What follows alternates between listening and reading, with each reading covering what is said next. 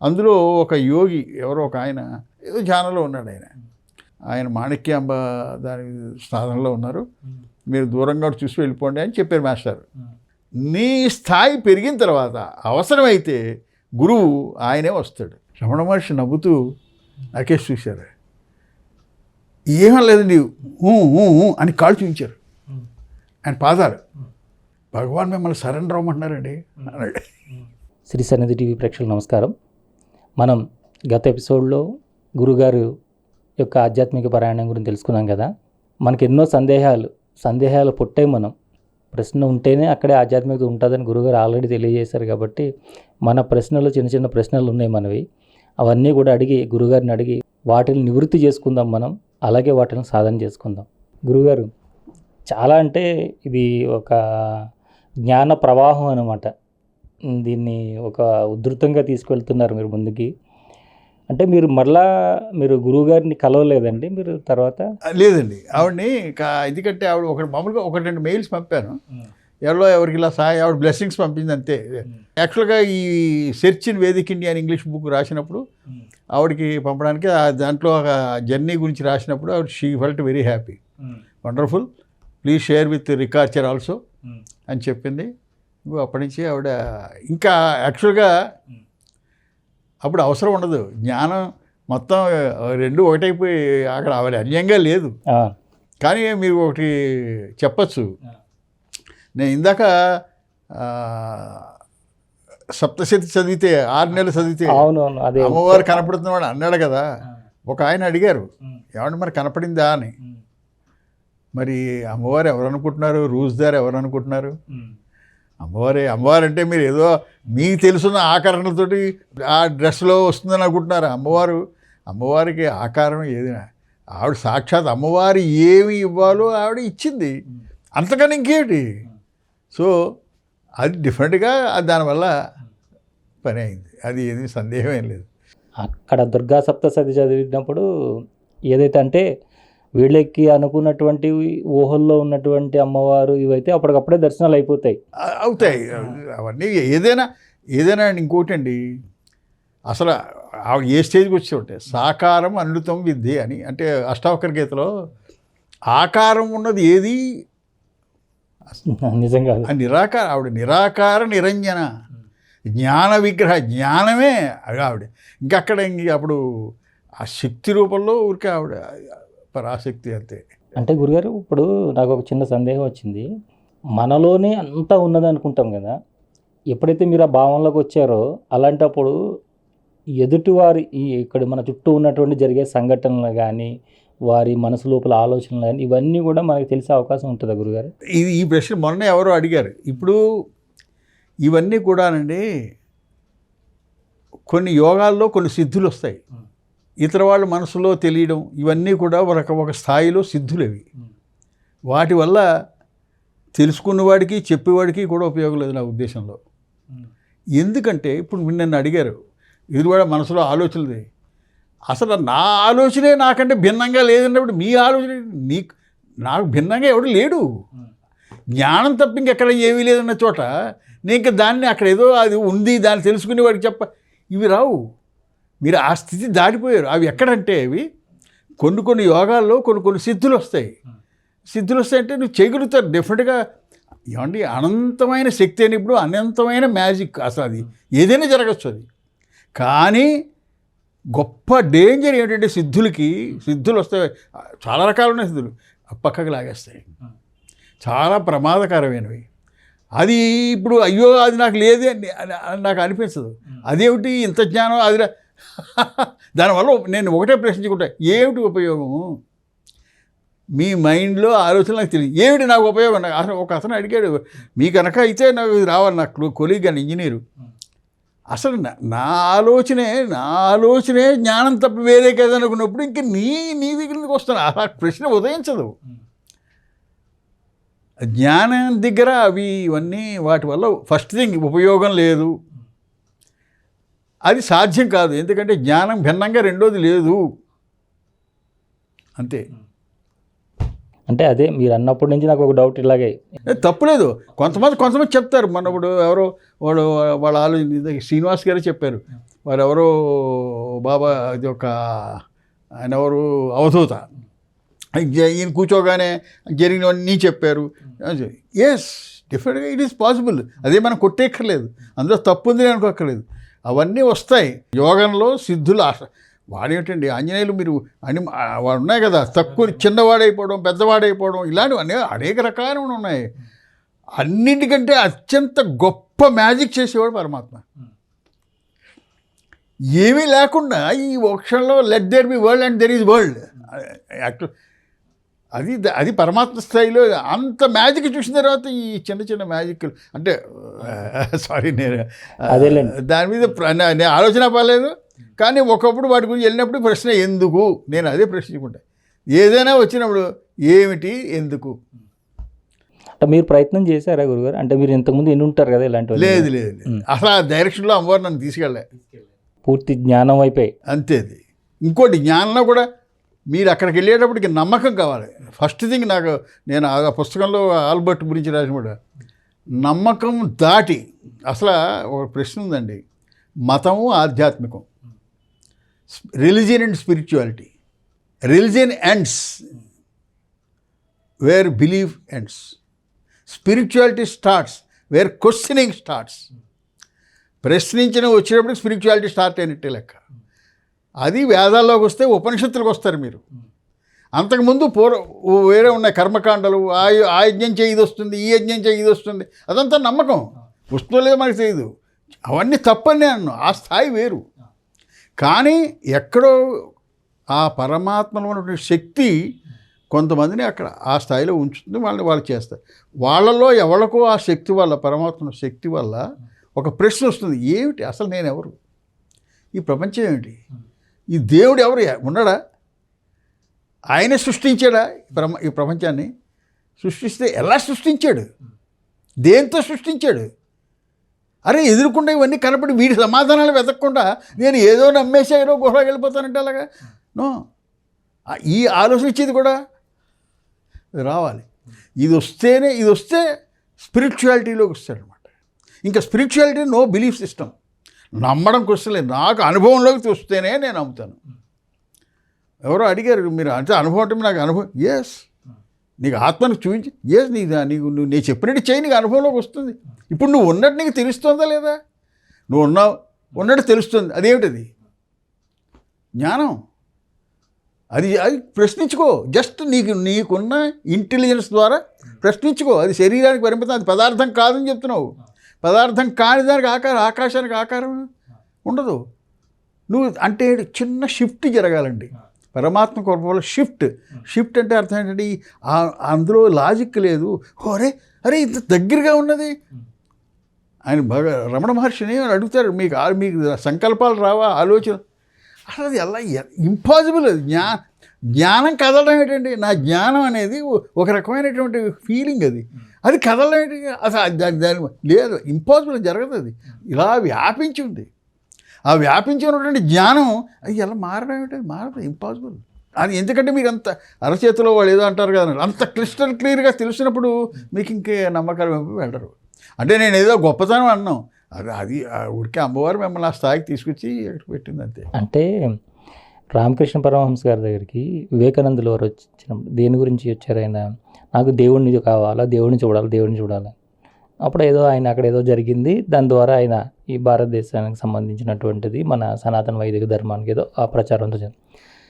కానీ ఈ ఆధ్యాత్మిక మార్గంలో ఉన్నటువంటి వీళ్ళందరి దగ్గర, ఎవరి దగ్గరికైనా గురువులు ఉంటే వాళ్ళ దగ్గర మొట్టమొదటిగా వచ్చేవాళ్ళందరూ కూడా మీరు దేవుడిని చూపిస్తారా అని అడుగుతుంటారు. ఇట్లా రమణ మహర్షి గారి దగ్గరికి ఎవరైనా మాకు దేవుడిని చూపించండి అని వచ్చేవాళ్ళు ఉండేవారు. జరిగింది యాక్చువల్గా. ఆయన చెప్పానుగా పాపాజీ అని, ఆయన పంజాబ్లో ఆయన మిలిటరీలో రిటైర్ అవుతాడు. వాళ్ళ అమ్మ చాలా కృష్ణ భక్తురాలు, చిన్నప్పటి నుంచి కృష్ణుడు ఆలోచనలో ఉండేవాడు అనమాట. ఆయనకి మరి ఇది కృష్ణుడితో మాట్లాడుకోవడం, కృష్ణుడితో ఇవన్నీ జరుగుతుండేవి.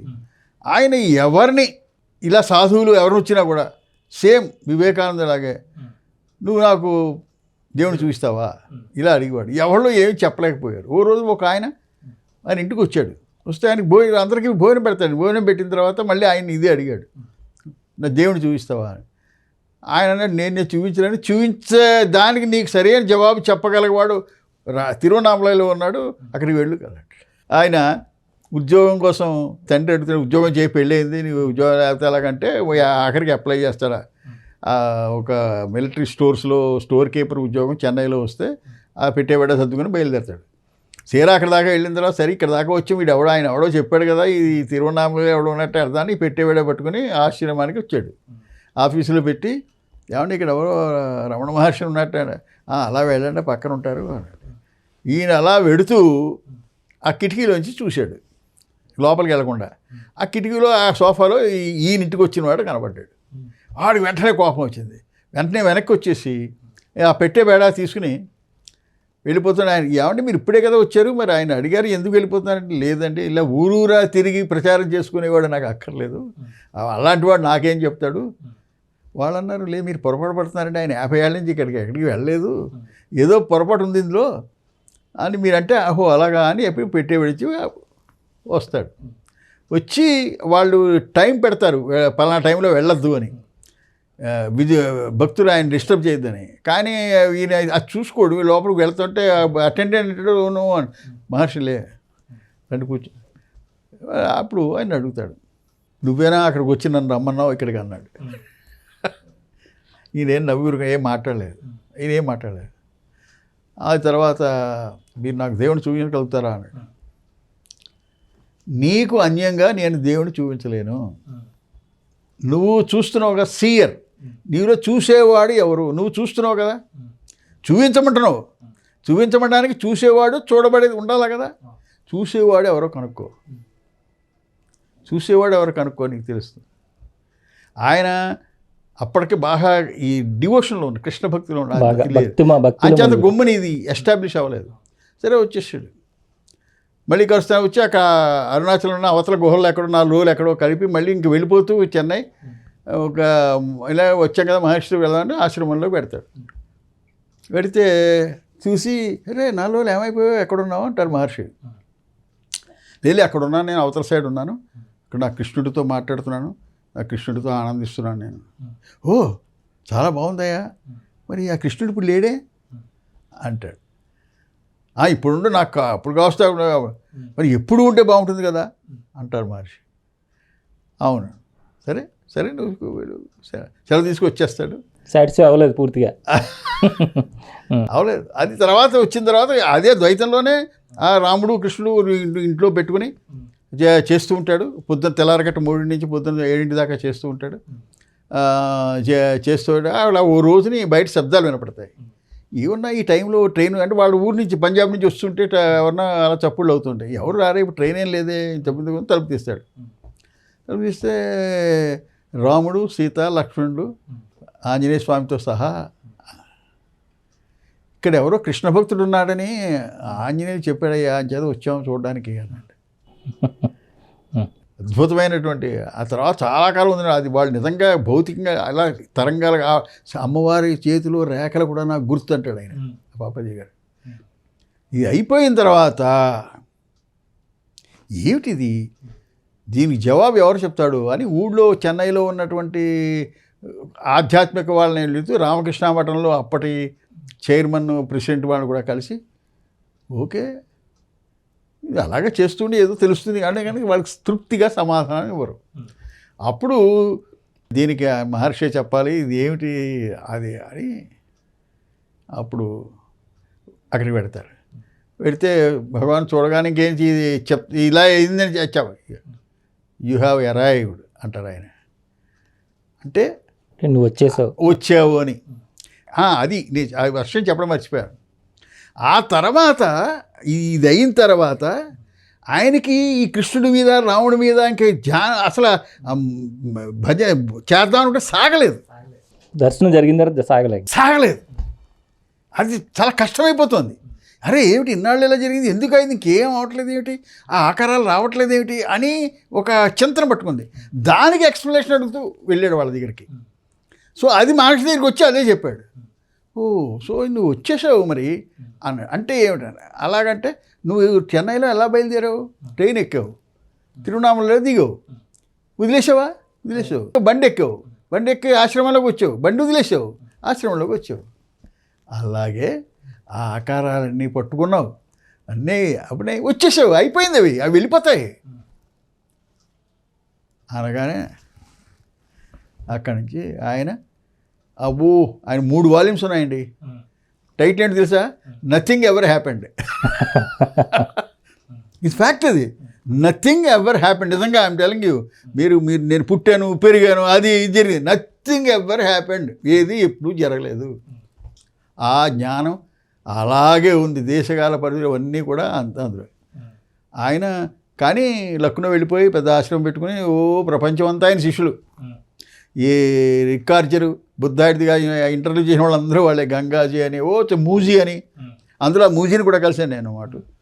అందరూ చాలామంది శిష్యులు వాళ్ళు సత్సంగాలు జరుగుతూ ఉంటాయి. ఆ బాబాజీ అది ఒక పెద్ద 3 వాల్యూమ్స్, అది నథింగ్ ఎవర్ హ్యాపెండ్. ఏమంటే రమణ మహర్షి ఆయన గురించి గొప్పగా మనం చెప్పక్కర్లేదు, ఆయన మహానుభావుడు. ఆయన అసలు నాకు ఎందుకు గొప్పవాడు అనిపిస్తుందంటే ఆయన చేసిన సహాయం ఏంటంటే ఆదిశంకరాచార్యులు 8వ శతాబ్దం దాకా అప్పుడెప్పుడో ఆ ఉపనిషత్తుల్లో అద్వైతానికి భాష్యం రాసి, ఉపనిషత్తులకి బ్రహ్మసూత్రాలకి గీతకి భాష్యం రాసి అప్పటికి ఉన్నటువంటి కొన్ని సిద్ధాంతాలని, అంటే ఫిలాసఫర్స్కి ప్రశ్నలు వస్తాయండి, ఎలాగొచ్చింది ఈ సృష్టి ఎలా ఏమిటి వాడన్నాడు కపిలుడు, వాడి ప్రకృతి అలా ఇదంతా ప్రకృతి అన్నాడు. కానీ ప్రకృతి ఏంటి? ప్రకృతి జడం, కొమ్మరి యొక్క ఇంటెలిజెన్స్ లేకుండా కుండ ఎలా వస్తున్నాయి? అది ఉండాలి కదా. ఇట్లాగా అంటే ఇంక అక్కడి నుంచి అనేక వాదాలు, జైనిజం బుద్ధిజం అన్నిటినీ ఖండించుకొచ్చి ఆయన అద్వైతాన్ని జెండా పాతాడు ఆయన ఆదిశంకరాచార్యుడు. కరెక్టే, కానీ ఆ జ్ఞానం అంతా ఎక్కడైతే సంస్కృతంలో, సంస్కృత గ్రంథాలలో, సంస్కృతం చదువుకున్న వాళ్ళలో, సంస్కృత పరిభాషలో నాకు ఉద్రేకం వచ్చేస్తుంది ఆ మాడవాడికి. ఎవరికి అందులో ఇలా బిగించేసి ఉన్నాయి అవి. అంటే అఫ్కోర్స్ పరమాత్మ అవి నెరవేరం జరుగుతాయి, అయినా మనం అది మర్చిపోతూ ఉంటాం. ఇవి అటువంటిది వాటి సారం ఎందుకు గొప్పవి. వాడు ఆ షోపెన్హౌవర్ ఎందుకన్నాడు అద్భుతం, ప్రపంచంలో 2 అద్భుతాలు, అందులో ఒకటి పైన స్టార్స్, కింద ఉపనిషత్ సాహిత్యం అన్నాడు అతను. ఎందుకన్నాడు అది? ఏమిటి దీని గొప్పతనం? మనం ఈ నమ్మకాలను దాటి అసలు నువ్వు నేను ఏమిటి, ఈ శరీరం, ఈ సృష్టి, ఇది ఎవడు, దేవుడు ఎవరు, ఎలా వచ్చాడు, ఇవన్నీ ప్రతి వాడికి వచ్చే సందేహాలకి జవాబులు ఉపనిషత్తులు క్లియర్గా చెప్పావు. అవే విషయాలని బ్రహ్మసూత్రాలు, అదే విషయాలని ఇంకా అర్థమయ్యేలా గీత, మళ్ళీ కొత్తగా ఏం చెప్పలేదండి, అవే అన్నీ చెప్తూ వచ్చాయి. ఇవన్నీ కామన్ మ్యాన్ ఎవరికి, మామూలు వాడికి ఎవరికి అందుబాటులో లేవు. రమణ మహర్షి చేసింది ఏమిటంటే మొత్తం వాడి సారం ఒక్క పేజీలో రాసి మామూలు పదాల్లో, ఇంకా సంస్కృత పదాలు కూడా మామూలు పదాల్లో తీసుకొచ్చి ఇవన్నీ ప్రశ్నలకి అబ్బాయి నువ్వెవరో తెలుసుకుంటే వీటన్నింటికి జవాబులు వస్తాయి. ఆ తెలుసుకోవడం అనేది గుర్తించడమే. ఎందుకంటే నీకు అన్యంగా ఉన్నది తెలుసుకుంటావు, నీకు నువ్వు గుర్తిస్తావు. ఆయన ప్రశ్న అడిగాడు, అయితే నువ్వు జ్ఞానివా అన్నాడు. జ్ఞాని ఎవడు జ్ఞాని అని చెప్పడండి, చెప్పడం తప్పు. ఎందుకంటే జ్ఞాని అనేది ఒక వ్యక్తికి జ్ఞానం తప్ప వ్యక్తి ఎక్కడున్నాడు? కేనోపనిషత్తులో ఒకటి ఉంటుంది, నాకు పరమాత్మ తెలుసు అన్నాడు. పరమాత్మ తెలుసు అనేవాడికి తెలియదు అనేవాడికి తెలుసు అన్నాడు. ఎలాగంటే నువ్వు తెలుసు అన్న పదం దేనికి వాడతావు? ఆ పుస్తకం తెలుసు అంట, ఇది తెలుసు అంటే నీకు అన్యంగా ఉన్నదని తెలుస్తుంది నువ్వు. అది అంచేత అన్నట్టు వాడికి తెలియదు. అన్యంగా నాకు పరమాత్మ తెలుసు అన్నట్టు వాడికి తెలియదు అంటే వాడు ఎందుకు అన్యంగా గుర్తించలేడు. వీడు ఎవరైతే తనకు అన్యంగా ఎవరిని పరమాత్మ వాడికి నిజంగా తెలుసు. అది స్థితి. అది రమణ మహర్షి అది చాలామందికి వాటి సారాన్ని అందించాడు. ఇప్పుడు ఈ ధ్యానంలో కూర్చున్నప్పుడు కానీ గురువు గారు ఎక్కడ వీళ్ళు సాధన అంటే ఇప్పుడు ఆత్మ పరిశోధన లేదా ఆత్మ గురించి చింతన చేస్తున్నప్పుడు రమణ మహర్షి గారు ఎవరైనా ఏదో హృదయ కుహారంలోనని ఏదో చెప్తారు కదా, అట్లా ఎక్కడ ఏ స్థానంలో వాళ్ళు దాన్ని కేంద్రీకరించాలంటారు?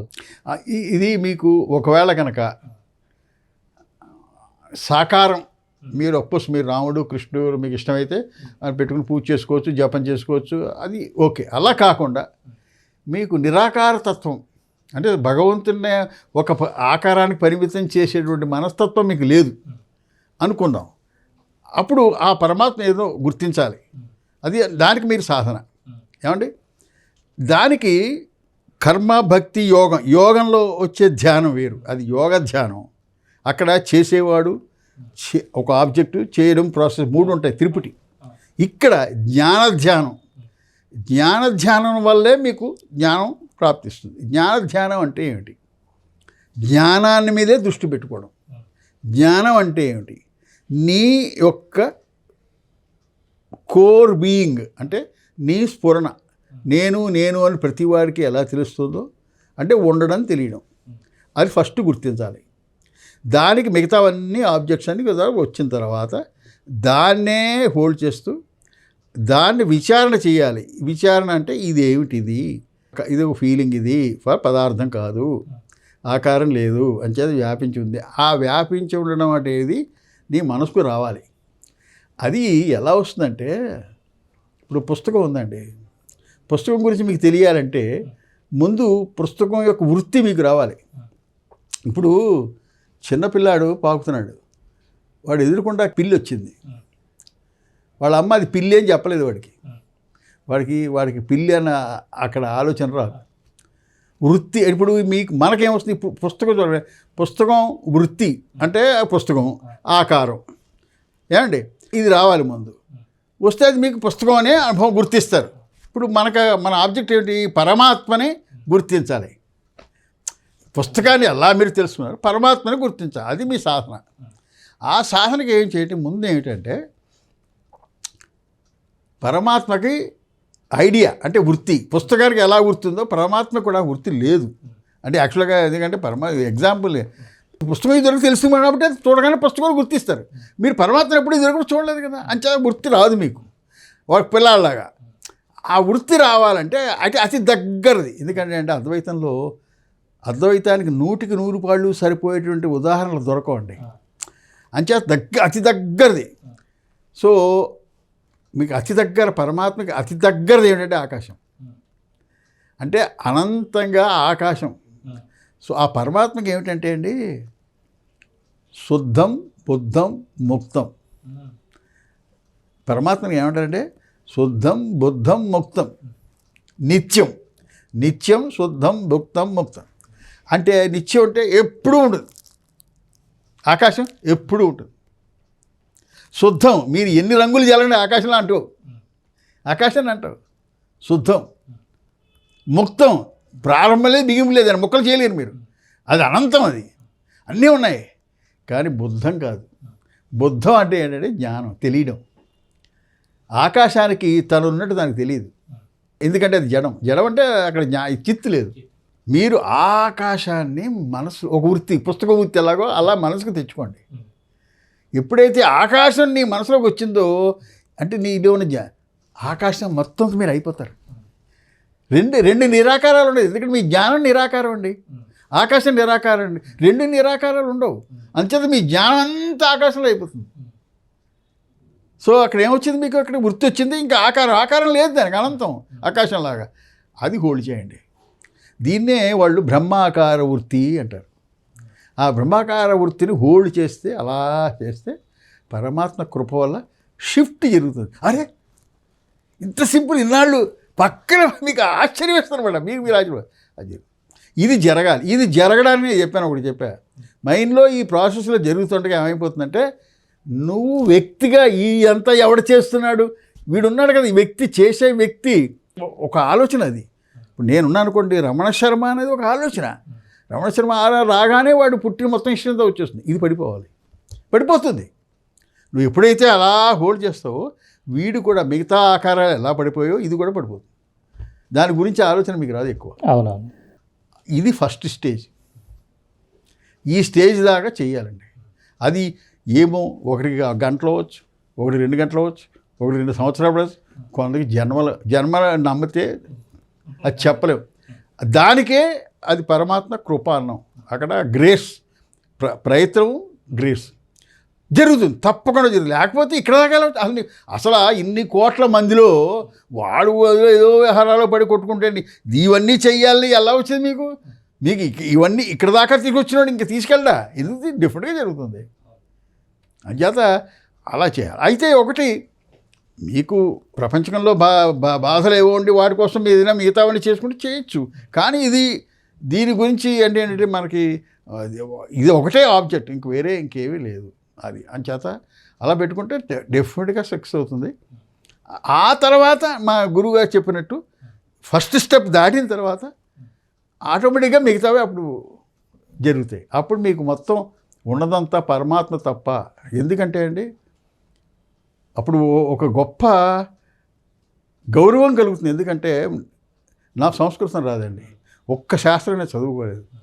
సరే ఏదో ఆ అమ్మవారి కృప వల్ల ఇదంతా జరిగి ఏదో అవగాహన వచ్చిన తర్వాత ఇది అనుకుంటున్నా, ఇది నా ఊహ ఏమో, ఇదేమో నేను పొరపాటు పక్కన అందులో వెళ్ళిపోతున్నానేమో, ఇది కరెక్ట్ అని ఎలా తెలుసు నాకు? అప్పుడే నిజంగా అమ్మవారు ఎలా చేస్తున్నాను. అప్పటి వరకు నాకు అసలు ఎవరికి పరిచయం లేదు. దాన్ని ఒక మాట అద్వైత గ్రూప్ అని ఒకటి ఉండేది, అందులో కూర్చుని రాయడానికి రమణ మహర్షి డిఫెండ్ చేస్తుండేవాడు నేను. వాళ్ళు కొంతమంది తక్కువ చూసేవారు. రమణ మహర్షి ఓన్లీ పదార్థ శోధనే చేసేవాడు. రావాలవదని వాళ్ళందరూ అసలైన అద్వైతులకి ఒక చిన్న చూపు. అబ్బో చాలా ఉన్నాయని అందులో. నేను ఊరికే మహర్షి బోధానేసి వాళ్ళతో వాదిస్తుండేవాడు.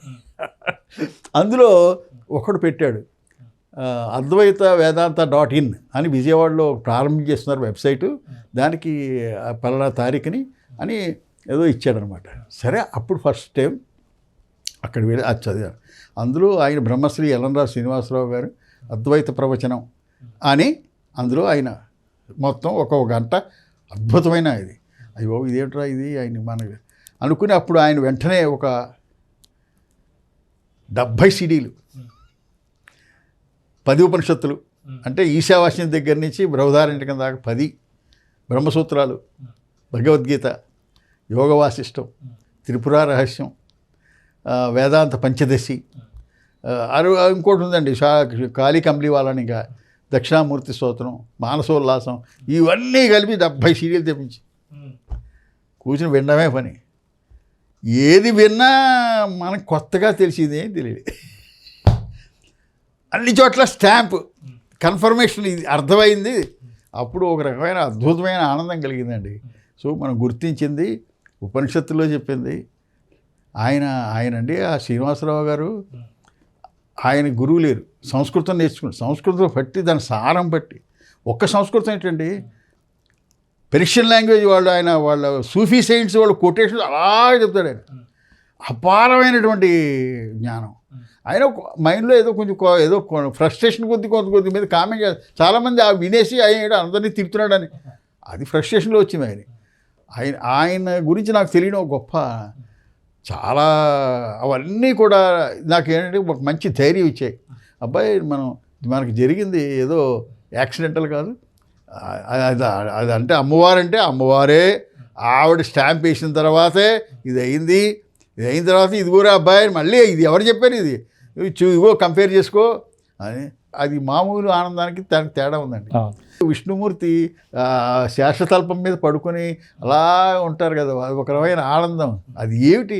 ఈ జ్ఞాని ఎవరైనా అసలు జ్ఞానాన్ని గుర్తించిన తర్వాత ఎప్పుడు ఆ స్థితిలో అంటే శరీరం వదిలేయండి, శరీరం కాదు అక్కడ, అటువంటి జ్ఞానసాగరంలో అలా ఆనందంగా ఉండే దాన్ని చిత్రీకరించాడు అనిపిస్తుంది నాకు. అసలైన ఇంటర్ప్రిటేషన్ అది చాలా కానీ అదే ఆలోచన వచ్చి చెయ్యాలి, సాధన చెయ్యాలని అనిపించగానే చేయడు. మీకు ఎవరిని వెతకలి, మీకు మార్గం లోపల నుంచి వస్తుంది. అది ఇంకా అయ్యో మనకు లేదే అని అక్కలే ఎవరికి, ఎందుకంటే అందరినీ చూపించేవాడు జ్యోతి. అది జ్ఞానసాగరంలో ప్రశాంత చిత్తంతో పడుకుంటే సిరి సంపదలు వచ్చి పాదాక్రాంతం అవుతాయి, మనలో ఉన్నటువంటి శక్తి వచ్చి మనల్ని కాపాడుతూ ఉంటుంది అనేసి ఆ శ్రీ మహావిష్ణువుది ఆ చిత్రీకరణలో మనకి అదంతా కూడా కనపడుతుంది. ఎస్, మీరు చాలా బాగా చెప్పారు, కరెక్ట్గా చెప్పారు. అది సిరి సంపదలు చాలా చాలా బాగా చెప్పారు. అయితే గురుగారు, ఇప్పుడు ఏదైనా కూడా బయట లేదు లోపలే ఉంది, బయట లేదు లోపలే ఉంది అంటూ ఉంటారు. అసలు ఈ లోపల ఉండడం అంటే ఏంటి, అంతర్ముఖం అవడం అంటే ఏంటి? అదే బయట లోపల అనేది నిజంగా ఎక్కడ బయట ఏదైనా గోడ ఉందా, ఏముంది బయట లోపల అనేది ఏం లేదు. అంతర్ముఖం ఇప్పుడు సింపుల్ అండి. మన జ్ఞానం ఉంది కదా, జ్ఞానం ఉంటే ఆలోచనల వెనకాల వెళ్ళిపోతే బహిర్ముఖం. బహిర్ముఖం అంటే అర్థం ఏంటండి, మీకు ప్రపంచంలో ఏదో వస్తువు మీ జ్ఞానంలో ఆలోచనలో రావాలి కదా. ఒక సినిమావో, ఒక ఆటో, ఇంకోటి ఏదో మీకు ఒక ఆలోచన ద్వారా ప్రపంచం వస్తుంది. దాని వెనక మీరు ఆలోచనలో పడితే అది బహిర్ముఖం. అది కాకుండా ఎప్పుడైతే ఆగిపోయారో ఆ ఆలోచనల వెనకాల ఈ ఆలోచన ఏమి లేదు ఇదే కదా అని ఆగిపోయారు అనుకోండి, అది అంతర్ముఖం. అంతర్ముఖం అంటే మళ్ళీ ఎక్కడికో లోపల ప్రయాణం ఏం లేదు, బయటికి ఏం లేదు. యాక్చువల్ జ్ఞానం మొత్తం అంతా వ్యాపించిన తర్వాత దానికి బయట లోపల ఏమి లేదు, ఉన్నది జ్ఞానం ఒకటే. అయితే జ్ఞానంలో ఉన్న శక్తి వల్ల వచ్చే ఆలోచనలు, ఆ ఆలోచనల వెనకాల వెళ్ళిపోతే బహిర్ముఖం. ఎప్పుడైతే ఆలోచనలు ఏమీ లేవు, ఇదంతా ఇదే పాము లాంటిది, ఊరికే తాడు చూసి పాము అనుకుంటున్నాం తప్ప ఏం లేదని ఎప్పుడైతే గుర్తించారో మీరు అంతర్ముఖం అయిపోతారు అంతే. కానీ అలానే ఏదో ఆలోచనలు ప్రివెంట్ చేయడానికి ఏం ప్రయత్నం చేయకూడదు. అంటే ఆలోచనలు బలవంతంగా ప్రివెంట్ చేయొచ్చు, అక్కర్లేదు. అది నువ్వు ఆలోచనని టెంపరీగా చేయలేదు, నువ్వు కూడా అమ్మవారిని కంట్రోల్ చేయడానికి. సింపుల్. అది రెండు విడతీయలేనివ్వండి, సత్తు చిత్తు. అంటే సత్తు అంటే అమ్మవారు, చిత్తు అంటే శివుడు, అర్ధనారీశ్వరుడు. దాన్ని ఊరికే మీకు అర్థం అవడం కోసం గుళ్ళు అలా పెట్టారు. అసలైంది అనంత చైతన్యంలో ఉన్న శక్తి ఆవిడ, చిత్తు. రెండు విడతీవి. ప్రపంచం ఉందంటే ప్రపంచం వచ్చి అమ్మవారు వెనకాల ఇది లేదు, ఎందుకు లేదు? ఆయన విడిచిపెట్టి ఆవిడ ఉండదు, ఆవిడ మించి ఆయన ఉండదు. సింపుల్. ఇది చాలామంది నేను ఎందుకన్నానంటే, పాశ్చాత్యులు కొంతమంది ట్రై చేస్తున్నారు కానీ పూర్తి అవగాహనతో ఇవి చదవకుండా డైరెక్ట్ పాత్ అనేది మొదలెట్టారు ఈ మధ్యన. అది వాళ్ళు కొంచెం అంటే పర్సనల్ డిసిప్లిన్ లేకుండా, వీళ్ళు వాడు మర్డర్ చేయవచ్చు, నేను మెడిటేషన్ చేస్తానంటే అంటే ఎథిక్స్ ఇవి వాడి ఇంపార్టెన్స్ కూడా ఉంది. అంటే అవి కూడా వస్తాయని కానీ లేకుండా, కానీ త్వరగా మీకు సిద్ధించాలంటే కరెక్ట్ సరైన మార్గం రావాలి. ఈ పతంజలి యోగ సూత్రాలు అందుకని ఒకదాని తర్వాత ఒకటి పెట్టుకుని అవన్నీ అది యాక్చువల్గా అవన్నీ అయిన తర్వాత ఇక్కడికి వస్తారు వాళ్ళు. అది ఎవరికి మనసులో వాళ్ళకి ప్రాంప్టింగ్ అండి, నాకు ఇది చెయ్యాలని వస్తుందండి, దాని ప్రకారం వెళ్ళిపోవడమే. ఇది ఒకటే నమ్మాలి, ఆ ప్రాంప్టింగ్ అనేది నీకు ఇది కాదు అంతే. అది నమ్మితే గొప్ప సాధించవచ్చు, జరుగుతాయి. అంటే ఒక్కొక్కసారి మనల్ని మనం కోల్పోతాం అంటారు కదా గురుగారు. అంటే మన అస్తిత్వాన్ని మనం కోల్పోతామా, లేకపోతే అంటే మనం చిన్నప్పటి నుంచి కోల్పోవడం అంటే ఏం లేదండి. నేను ఒక వ్యక్తిని కాదు, ఆయన అడిగాడు. కోల్పోవడం అంటే వ్యక్తిత్వం కోల్పోవడం, వ్యక్తిని అనే భావం పోవడం. అసలు అంటే అహంకారం ఉన్న మనం తెలియబడచ్చు, పెద్ద అహంకారం ఉండే అంటాం. అంటే మా వ్యవహారికంగా అంటే వాడు శరీరానికి ఐడెంటిఫై చేసుకుని దాని గ్లోరీని చేసేవాడు అహంకారి. కానీ యాక్చువల్గా అది లేని దాని వెనకాల పరిగెత్తడం అది. సో ఆధ్యాత్మికంలో మొట్టమొదటి అడ్డొచ్చేది అహంకారమే. అహంకారం అంటే నేను, నా శరీరము అనుకుని పరిమితం అయిపోవడం. ఎప్పుడైతే ఇది ముందు దీన్ని అడ్రస్ చేసుకోవాలా, ఇదేమిటిది, ఇది ఒక ఆలోచన అంతే. నేను ఏమంటే వాడు అంతే కదా. మీరు ఒక పట్టు పురుగు చుట్టూలా దారాలా చుట్టుకుంటూ అందులోంచే వస్తుంది. అంటే ప్రతి వ్యక్తి అనంత చైతన్యంలో ఆ శక్తి వల్ల వీడి దారాలు అలా, వీడు రమణ శర్మ, వీడు ఎక్కడ పుట్టాడు, వీడు ఇది చదువు, వీడు పెరిగాడు, వీడు ఇది ఇలా దారాలు వ్యక్తిత్వం. నేను వాడిని అంటాడు వీడు. ఇది ఏ లేదు, వాడి మీద వేడి నీళ్ళ పోస్తే పోయింది పురుగు. అది పురుగు లేకపోతే ఏముందండి. సో అది ఇవన్నీ విడగొట్టుకోవడం కష్టం. ఇవన్నీ ఇన్ని చేరిపోయి ఏమో ఎప్పటి నుంచో నమ్మి వాళ్ళంతా జన్మలు అంటారు. జన్మలని నేను జన్మలు అంటే దగ్గరికి నాకు ఇష్టం ఉండదు. ఇప్పుడు చేసిన కర్మలని పూర్వజన్మలో అనే కొంతమంది పూర్వజన్మలో చేస్తే ఇప్పుడు వస్తే, పూర్వజన్మలో చేసింది ఎప్పుడు వచ్చింది, పూర్వజన్మలో ఎప్పుడు అంతకృతం జామా, అలా ఎక్కడ కడతావు? అంచేత అది సొల్యూషన్ కాదు. అది అంచేత అనంతమైన శక్తి ఉంది, శక్తిలో ఒక ప్రపకంలో ఇలా జరుగుతుంది. అది దానికి ఒక అద్భుతమైన ఎగ్జాంపుల్ చెప్పాడండి. వారు ఎవరో అడిగారు, ఈ జన్మలు అవి ఉన్నాయా, ఇవన్నీ వ్యక్తులు ఉన్నాయంటే, ఒక పెద్ద నది ప్రవాహం, నది ప్రవాహంలో ఒక సుడిగుండం ఎక్కడి నుంచి వచ్చింది? నదిలో నీళ్ళల్లో ఉన్న శక్తి వల్లే సుడిగుండం ఏర్పడుతుంది, తిరుగుతుంది. అదే శక్తి వల్ల అది విడిపోయి మళ్ళీ కలిసిపోతుంది. అంతే కదండి. సో ఈ జీవులు వీళ్ళంతా కూడా ఈ అనంత చైతన్యంలో వీళ్ళందరూ కూడా ఆ శక్తి వాళ్ళ శక్తే, ఇంక వేరే పదార్థం ఏం లేదు, ఆ శక్తే అలాగ ఒక చోట సుడిగుండంలా తిరిగి వీడు రమణ శర్మ. ఆ శక్తే ఒరే ఆలోచించు నువ్వెవరో మళ్ళీ విడిపోయేది కలిసిపోయిన సముద్రంలో, అంతే. అంచేత ఆ శక్తి సుడిగుండంలాగా చదవడం, మళ్ళీ ఏర్పడడం, మళ్ళీ అదే శక్తి వల్ల విడిపోవడం, ప్రవాహంలో కలిసిపోవడం, ఇదే జరుగుతున్నది. మన జ్ఞానం పొందాలన్నా లేదా మరొకటి అన్నా కానీ మీరు గురువు ఉన్నారు, గురువు ఆయన మీద మీకు ఉన్నటువంటి అచంచల విశ్వాసం, నమ్మకం మిమ్మల్ని ఈ దారిలోకి తీసుకొచ్చిందా, లేదంటే మీ అనుభవం తీసుకొచ్చిందా గురుగారు? లేదు, అనుభవం ఏం లేదండి. అనుభవం గురువు కావాలనుకోవడం, గురువు రావడం అంతా కూడా అది చెప్పాను కదా. ఎప్పుడైతే ఇదంతా ఏది జరిగినా కూడా అనంత చైతన్యం వల్ల ఒక అదృశ్య శక్తి వల్ల జరుగుతోంది అన్న నమ్మకమేనండి. నమ్మకం అదే అంటే ఆ నమ్మకం అంటే అది బ్లైండ్ నమ్మకం అని కాకుండా అనుభవపూర్వకంగా తెలియదు. ఎందుకంటే నాకు ఆలోచన వస్తుంది, ఎక్కడి నుంచి వస్తుంది? అదృశ్య శక్తి ఎక్కడిది, ఇక్కడే ఉంది అది. ఆ శక్తి ఎక్కడో కొండల్లో, ఆకాశంలో, ఎక్కడో బ్రహ్మలోకంలో నో, సర్వత్రా వ్యాపించిన చైతన్యంలో శక్తి ఉంది. ఆ శక్తి వల్ల అన్నీ జరుగుతాయి, అంతే.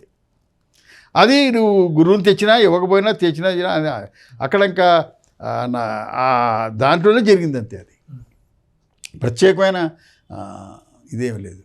నమ్మకం ఉంది, విశ్వాసం అంటే ఆ రెండు కలగడానికి మన అనుభవం దేని నుంచి పొందుతామనండి? అది మనకు దానిపైన ప్రత్యేకంగా అది మనం చేసే ప్రయత్నం కాదండి. నీకు అందులో అక్కడ ఎందుకంటే వ్యక్తి ఎప్పుడైతే లేడో నీకు ఆ శక్తి వల్లే ఆ ఆలోచన రావడం అదే నడుపుతుంది అక్కడ. మొత్తం అంతా వ్యక్తి లేడు ఇప్పుడు కూడా. ఎందుకంటే మీరు అన్నారు మీ ప్రయత్నం, అనుభవం, ఇది ఎవడైనా ఉండాలి కదా చేయడానికి. నిజంగా లేడు. అనుకుంటూ ఉన్నారని, నేను చెయ్యాలని, ఇవన్నీ కూడా ఏర్పడేటువంటి ఒక రకమైన చాలా కాలం హ్యాబిట్గా అయిపోయినటువంటి ఇది. అది లేదు చాలామందికి. అఫ్కోర్స్ కొంచెం కష్టంగా ఉంటుంది యాక్సెప్ట్ చేయడం. ఎందుకంటే ఇది మీరు చిన్నప్పటి నుంచి విన్నది, చూసింది, చదివింది, వాటికి భిన్నంగా ఉంటుంది ఇది. వాళ్ళు చాలామంది కోపం వచ్చింది, వాడు మూర్ఖుడు అన్నాడు నన్ను. ఎవడు అది జరుగుతుంది ప్రయత్నం, మనం చేసేది ఏం లేదు, ఆలోచన. పురుష ప్రయత్నం లేదని అంటావా నువ్వు, మూర్ఖుడు అన్నాడు. సర్లే నువ్వు ఏదో ఇష్టం వరకు. పురుష ప్రయత్నం అంటే ప్రయత్నం ఎవడు చేయిస్తున్నాడు అని నన్ను, అంతే. పురుష ప్రయత్నం లేకుండా నువ్వు ఏమంటే మీరు లేచి వెళ్ళి లేకుండా భోజనం చేయకుండా జరుగుతుందా? అలా అనట్లేదు నేను. అది నువ్వు అన్నీ వాడి నిన్ను లేపేవాడు వాడు తప్పుగా అర్థం చేసుకున్నావు. నీకు లేవాలన్న ఆలోచన ఎలా వచ్చింది? ఆలోచన నువ్వు ఏ పని చేసినా నీకు ఆలోచన రాకుండా చేయవు. ఆలోచన నువ్వు తెచ్చుకోవట్లేదు, అంచేత నువ్వు లేవు, సింపుల్. ఓకే. వాడు అడిగాడు ఎవరో, నువ్వు జ్ఞానికి అజ్ఞానికి తేడా ఏమిటన్నాడు. పెద్ద ఏం లేదు. నేను కర్తని అనుకునేవాడు అజ్ఞాని, నేను కర్తను కాను అనుకునేవాడు జ్ఞాని, అంతే. అంటే ఇప్పుడు మీరు అనుకున్న దాని ప్రకారం ఆదిశంకరాచార్యులు వీళ్ళకి చెప్పి జగన్ మిథ్య, రైట్. అంటే ఈ ప్రపంచం లేదు లేదు కాదు, రెండు ఉన్నాయండి ఇక్కడ. సత్యం, అసత్యం, మిథ్య. సత్యం అంటే ఎల్లప్పుడూ ఉండేది, సర్వకాల సర్వావస్థలను మార్పు లేకుండా ఉండేది పరమాత్మ, ఆత్మ. మీరు నేను ఏది ఫీల్ అవుతున్నారో అది అనంతంగా అలాగే ఉంది, అది సత్యం. అసత్యం అంటే ఎప్పుడూ లేదు, ఎప్పుడూ లేనిది కొండేడు కొమ్ము, గొడ్రాలు కొడుకు, వాళ్ళు ఎప్పుడూ లేవు, ఇంపాసిబుల్, అది జరగదు. అది అయితే ప్రపంచం లేదని నేను అది అద్వైతం. ప్రపంచం లేదని అనం. ప్రపంచం ఉంది కానీ లేదు, ఉంది కానీ లేదు. అంటే ఉంది దానంతర అది లేదు. ఇప్పుడు ఆత్మ ఉంది, దానంతర అది ఉంది, దాది ఇంకో వేరే దాని మీద ఆధారపడి లేదు. ప్రపంచం ఉంది కానీ దానంతర అది లేదు. ఇప్పుడు చిన్న ఎగ్జాంపుల్, మీకు కళ ఒక ప్రపంచం కదా, కళదే ప్రపంచం. మీరు నిద్రపోతున్న మీ జ్ఞానం లేకపోతే కళ ఎక్కడుంది? కళ దానంతరం అది ఉందా? కళ దేని మీద ఆధారపడింది? మీ జ్ఞానం మీద ఆధారపడింది. ప్రపంచం కూడా, ప్రపంచం మీరు నేనంటే మీరు లిమిటేజ్ ఇవ్వకండి. జ్ఞానం లేకపోతే ప్రపంచం లేదు. వాడు ఎవరో చెప్పాడు, చంద్రుడుని ఎవరూ చూడకపోతే వాడు లేనట్టే. చాలామంది అభిప్రాయం ఏంటంటే అండి, ప్రపంచం అక్కడ ఉందని, నువ్వు వచ్చి దాన్ని చూస్తున్నావని.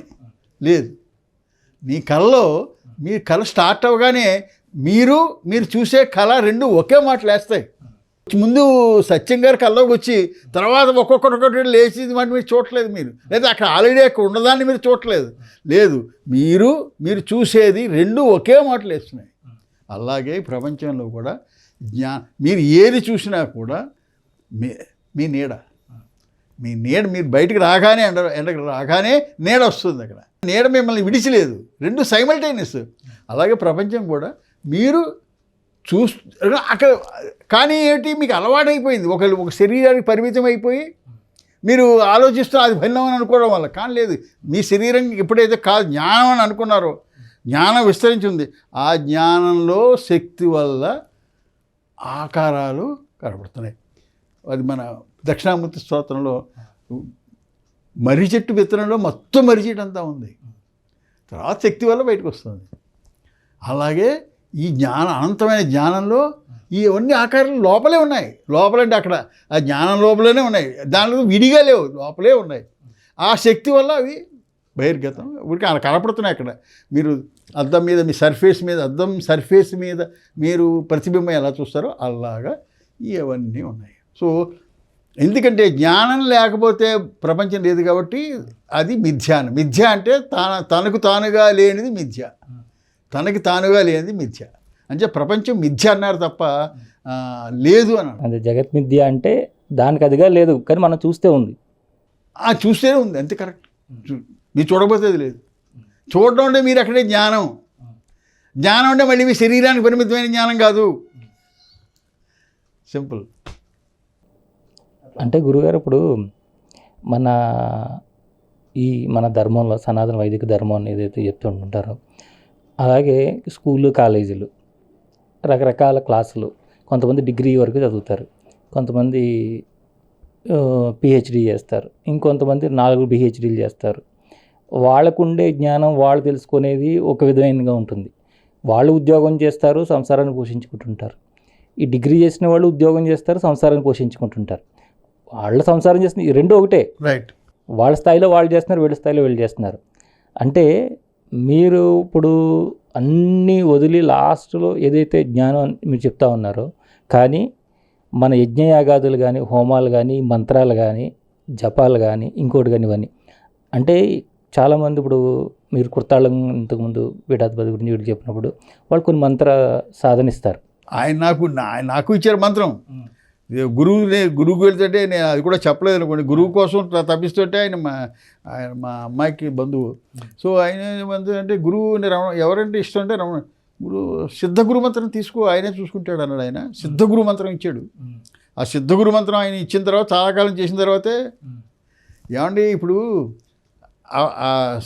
దేవి సప్తశతం ఇవన్నీ అనుకున్నాను. ఇవన్నీ ఎలాంటివంటే ఒక రూమ్లో 4 కూర్చోబెట్టి ఒక బంతి విసిరట్టు, 4 చేతిలో కర్ర ఉంది. వాడు ఎవరి దగ్గరికి వస్తే ఆ బంతిని వాడు గట్టి కొడుతున్నాడు. ఇలాగ 100-150 దెబ్బలు తిన్న తర్వాత ఆఖరి బొమ్మల దగ్గర ఉన్న వాడి దగ్గరికి వెళ్ళింది. అది వాడు గట్టిగా కొడితే బయటికి పోయింది. ఈ బయటికి పోయిన డైరెక్షను లాస్ట్ దెబ్బ వల్ల, లేకపోతే అంతకు ముందు కొట్టిన 100 దెబ్బల ప్రభావం ఉందా లేదా? ఉంది, ఎందుకు ఉండదు? సో మొట్టమొదటి నుంచి మనకు జరిగిన వీటన్నిటికీ ఎఫెక్టు ఒకటేనే చెప్పలేము, అన్ని ఎఫెక్ట్ ఉంటుంది అక్కడ. దాని లేకుండా డిఫరెంట్గా ఉండదు, ఎందుకంటే అవన్నీ కంట్రిబ్యూట్ చేస్తాయి. అది అంతా కూడా అమ్మవారు అరేంజ్ చేసిందే, అంటే ఊరికే. అంటే ఇప్పుడు ఏంటంటే ఒకసారి ఒక కన్ఫ్యూజ్ స్టేట్లోకి వచ్చేస్తారు. అంటే ఇప్పుడు ఇవన్నీ లేవు, అదే ఉంది అనేటప్పటికి ఏంటంటే వీళ్ళు అవి ఆ స్టేజ్లో ఉన్నప్పుడు అంటే మీరు అన్నట్టు ఈ యాగాలు కానీ, యజ్ఞాలు కానీ, పూజలు కానీ చేసేప్పుడు మీరు చేయాలని అనిపిస్తే అవి చేయొచ్చు, తప్పులేదు. ఎందుకంటే మీకు దానివల్ల ఆత్మ తృప్తి కలిగి మంచి జరుగుతుంది అని అనుకున్నప్పుడు అవన్నీ చేస్తారు. కానీ ఎక్కడో మీకు లోపల నుంచి ప్రశ్న ఉదయిస్తే అప్పుడు దాన్ని పరిశీలించాలి. అంతవరకు మీరు చేస్తున్నట్టు దాని ఏమీ తప్పు లేదు. ఎందుకంటే ఇవి చెయ్యాలనే ఆలోచన కూడా పరమాత్మ నుంచి వస్తుంది కదా, అంతే. డిఫరెంట్గా కదని ఎవరన్నారు మీ ఆ ఆలోచన నేను, ఎందుకంటే నీ ప్రాబ్లం నీకు అది అవసరం ఏమో. మనకి ఎవరికి ఏది అవసరం మనం పరిమిత జ్ఞానంతో ఊహించడం కదండి. ఏమో ఆ పరమాత్మ వాడికి అక్కడ అది అవసరం. ఇప్పుడు వాడు ఏమండి 1వ క్లాస్లో గడపకుండా డైరెక్ట్గా ఎస్ఎస్ఎల్సీకి ఎలా పంపించేస్తాం? అవసరమైతే వాడు కొన్నవాడు నేర్చుకున్న తర్వాత వాడు అధికారం వచ్చిన తర్వాత పోయిన తర్వాత 5 డిగ్రీ తీసుకెళ్తాం. అంటే ఎవరో ఒక అన్నాడు కోపం, నేను అన్నాను సాధారణంగా ఆర్గ్యుమెంట్కి, సత్సాయి బిజనకి వెళ్తుండేవారు మా ఫ్రెండ్ ప్రజల వాడు. అది కాలేజీలోంచి నేను అద్వైతంలో అంటే యూనివర్సిటీ రావడానికి కొంచెం టైం పడుతుంది కదండి అన్నా నేను. ఆయన కోపం వచ్చింది, మీది యూనివర్సిటీ అని ఎలా అనుకుంటున్నారు, అద్వైతం వాళ్ళు కాలేజీ అని అన్నాడు ఆయన. లేదండి అఫ్కోర్స్ మీరు ఎవరి మట్టుకు వాళ్ళకి అదే యూనివర్సిటీ, దానికి ఏదో ఊరికే అంటున్నాను. ఏమండి ఒక్కటేనండి, ఎక్కడ ఎవరు ఏది చేస్తున్నా అంతా పరమాత్మ యొక్క నిర్ణయం. దాన్ని ఎవరు మనం తప్పుపడుతున్నామంటే మన అజ్ఞానం. దానికి అసలు మనకు ఒక్కటి రమణ మహర్షిని అబ్జర్వ్ చేయండి. ఆయన జీవితాన్ని మిగతావని వదిలేసి ఆయన ఎలాగా ఉండేవాడు, ఏమి ఆరతిసి తీసుకున్నాడు, వాడు రెస్పెక్ట్ చేసేవాడు. ఎవరిని అందరిని ముట్టుకుని ఎవరిని అడిగినా నువ్వు ఎవరినో తెలుసుకోనివాడు, కానీ ఎవరిని ఎప్పుడు ఆయనకు తెలుసు. అది నిజమైన జ్ఞానులు ఎవరిని తప్పుపట్టరు, వాళ్ళకి తెలుసు ఎప్పుడు ఏది జరగాలో జరుగుతుందని. అంటే అందరం ఒకటే కదా గురుగారు, అంతా ఒకటే సృష్టిలో ఉన్నది, అంతా ఇదే ఉంది కదా. గురువు మీరు కూడా ఒకటే. ఆ శ్లోకాన్ని అదే చెప్తాను. మన ఎవరో గురుపూర్వం ఉన్నాడు, నాకు మా కుర్రాడు మా స్టూడెంట్ వాడు ఏమన్నా ఉన్నది ఒకటే. ఆ శ్లోకంలో చివరినేంటి, గురు సాక్షాత్ పరబ్రహ్మ. నువ్వు తిరగేస్తున్నావు, వీడిని పట్టుకెళ్ళి పరబ్రహ్మవు. పరబ్రహ్మమే ఇవి అన్నీను, పరబ్రహ్మమే నీకు గురువు. ఎవరైతే ఏ ఆకారమైనా ఏదైనా వచ్చేది అందరూ పరబ్రహ్మమే తప్ప వేరే ఎవడు లేడు. అందుచేత నువ్వు గురువు, అందరికీ గురువు పరబ్రహ్మం, అంతే. ఈ ఆధ్యాత్మిక మార్గంలో వదులుకోవడం అనేది చాలా, దేని మీద అటాచ్మెంట్ ఉండకూడదు. అది ఒకటి చాలా ఇంపార్టెంట్. ఏంటంటే చాలా మంచి పాయింట్ రైట్ చేశారు. ఎందుకంటే వీళ్ళు ట్రెడిషనల్ వాళ్ళు పుస్తకాలు చదువుతున్నప్పుడు మీరు సాధన చతుష్టయం అని ఒకటి చెప్తారు వాళ్ళు. ఫస్ట్ నిత్యానిత్య వివేకం ఉండాలి, అది నిత్యం అనిత్యం వివేకం రావాలి. తర్వాత ఇహ ఆముష్కిక వాటిని వదిలేయాలి. ఇహంలోనూ పరంలోనూ కోరికలు ఉండకూడదు. శమం దమం ఇలాంటివంటే ఇంద్రియ నిగ్రహం, మనో నిగ్రహం ఇలాంటివి కొన్ని ఉండాలి. ఇవన్నీ ఉన్న తర్వాత ముముక్షుత్వం అంటే మోక్షం కావాలి అని. సో దానికి అర్హత కావాలంటే ఇవన్నీ ఉండాలి అని వాడు చెప్తాడు. అయితే ఈ పుస్తకాల్లో ఎవరు రాయనిది ఏమిటంటే, అంటే ప్రతివాడు ముందు 1వ క్లాస్లో ప్రారంభించినట్టు నిత్యానిత్య వివేకం ప్రారంభిస్తాడా? దాంతో ప్రారంభించాలా? అంటే నేను ఈవేళ నుంచి ఇహం వదిలేసుకుంటాను, పరంలో నాకేం అక్కర్లేదు అనుకుని ఓ నిర్ణయం తీసుకుని దాని ఇంటర్ప్రిటేషన్ అది కాదు. ఒకడు పుట్టేటప్పటికే సంగీతం కచేరీ చేసే ఒక ఏడాదిలోనే స్కిల్ ఉంటుంది వాడికి, అంటే వాడి స్థాయి వేరు. అలాగే ఒకడు పుట్టగానే వాడు 4వ మోక్షం కావాలంటాడు, ప్రహ్లాదులో లేకపోతే వాడు మిగతా 4 అక్కర్లేదు వాడికి. అవన్నీ ఇప్పుడే వాడు ఆ స్థాయి నుంచి ప్రతివాడు ఉన్న ప్రజలందరూ కూడా అందరూ ఒకే స్థాయిలో ఉన్నారు లేరు. ఎవడు ఏ స్థాయిలో ఉన్నాడో వాడు అక్కడి నుంచి మనం ప్రారంభిస్తాడు. అంచేత యాక్చువల్గా నువ్వు అనుకున్నటువంటి సాధన చేసినట్టే పరమాత్మ తెలుసుకోవాలని ఏ సాధనో మెడిటేషనో పూజలో చేస్తున్నావు అనుకోండి, అప్పుడు అది చేస్తూ ఉంటే ఇవి విడిపోతాయి. ఇవన్నీ వదులుకోవడం అనేది చూసారా, అవి దానంతరం పడిపోవాలి తప్ప మీ ముందేగా అది వదులుకుని ప్రారంభిస్తా అనుకోవడం జరగదు. మీరు ఈ సాధనలో ముందుకు పెడుతుంటే అవి ఆటోమేటిక్గా పడిపోతాయి. అలా జరుగుతుంది తప్ప, అంతేగాని అవి వదులుచుకున్న తర్వాత నేను అబ్బాయి వాడు ఎవడో ఉన్నాడు సముద్రం మీద కూర్చుని తువ్వాలెట్టు కూర్చున్నట్ట, ఎలా స్నానం చేయవేంటంటే తరంగాలు ఆగిపోయిన తర్వాత చేద్దానండి స్నానం. కెరటాలు ఆగిన తర్వాత స్నానం అంచేత ఇవన్నీ వదులుచుకుని అప్పుడు నువ్వు ప్రారంభించు, అవి వదులుతాయి. అది సహజం. అది అంటే ఇప్పుడు కొన్ని ఇప్పుడు మనం జాగృత అవస్థలో ఉన్నాడు, కొన్ని మనం ఇవన్నీ చూస్తూ ఉంటాం గురువుగారు. అలాగే మనం ధ్యాన స్థితిలో ఉన్నప్పుడు కానీ ఇంకోటి కానీ, అంటే 3 రకాల స్థితులు మనం అనుకుంటాం, జాగృత, సుషుప్త. మంచి విషయం అడిగారు. ఇప్పుడు ప్రతి వాళ్ళకి ఏమనుకుంటే మనం ఒరిజినల్ స్థితి మెలకువ, ఇందులోంచి స్వప్నంలోంచి సుషుప్తి అంటే గాఢ నిద్రలోకి వెళ్తున్నాం, మళ్ళీ అక్కడి నుంచి ఇక్కడికి ఇలా మారుతున్నాను. కానీ యాక్చువల్గా ఒక రహస్యం ఏంటంటే మారేది ఉంది అంటే మారంది ఉండాలి. మారంది లేకుండా మేము మారుతున్నది ఎలా తెలుస్తుంది మీకు? సో ఈ మూడు అవస్థలు కూడా యాక్చువల్గా ఉన్నది ఏమిటనుకుంటున్నాం మనం? అనంతమైన జ్ఞానం. అనంతమైన జ్ఞానంలో ఒక శక్తి ఉంది. ఆ శక్తి అది దానికి ఒక స్వభావం ఉంది.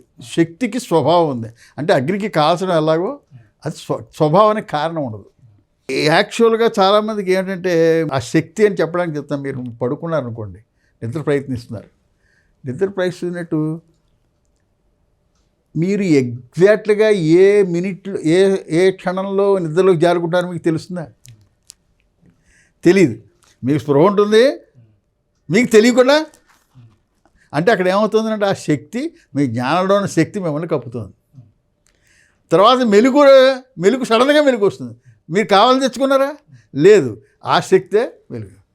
సో అది గుర్తుకోండి, నిద్ర అనేది శక్తి యొక్క ఆపరేషను. ఆ శక్తి అది జ్ఞానంలో ఉన్న శక్తి మిమ్మల్ని ఒక కప్పు కింద కవర్ చేస్తుంది. అప్పుడు మీరు నిద్ర అని అంటున్నారు. అప్పుడు ఏమంటే కప్పడంలో స్థాయి ఉంది. అక్కడ ఏమిటంటే పూర్తిగా కప్పేస్తుంది. అక్కడ ఉంది, జ్ఞానం ఉంది, అక్కడ లేకుండా లేదు, ఎడిచి ప్రకటన అవ్వట్లేదు.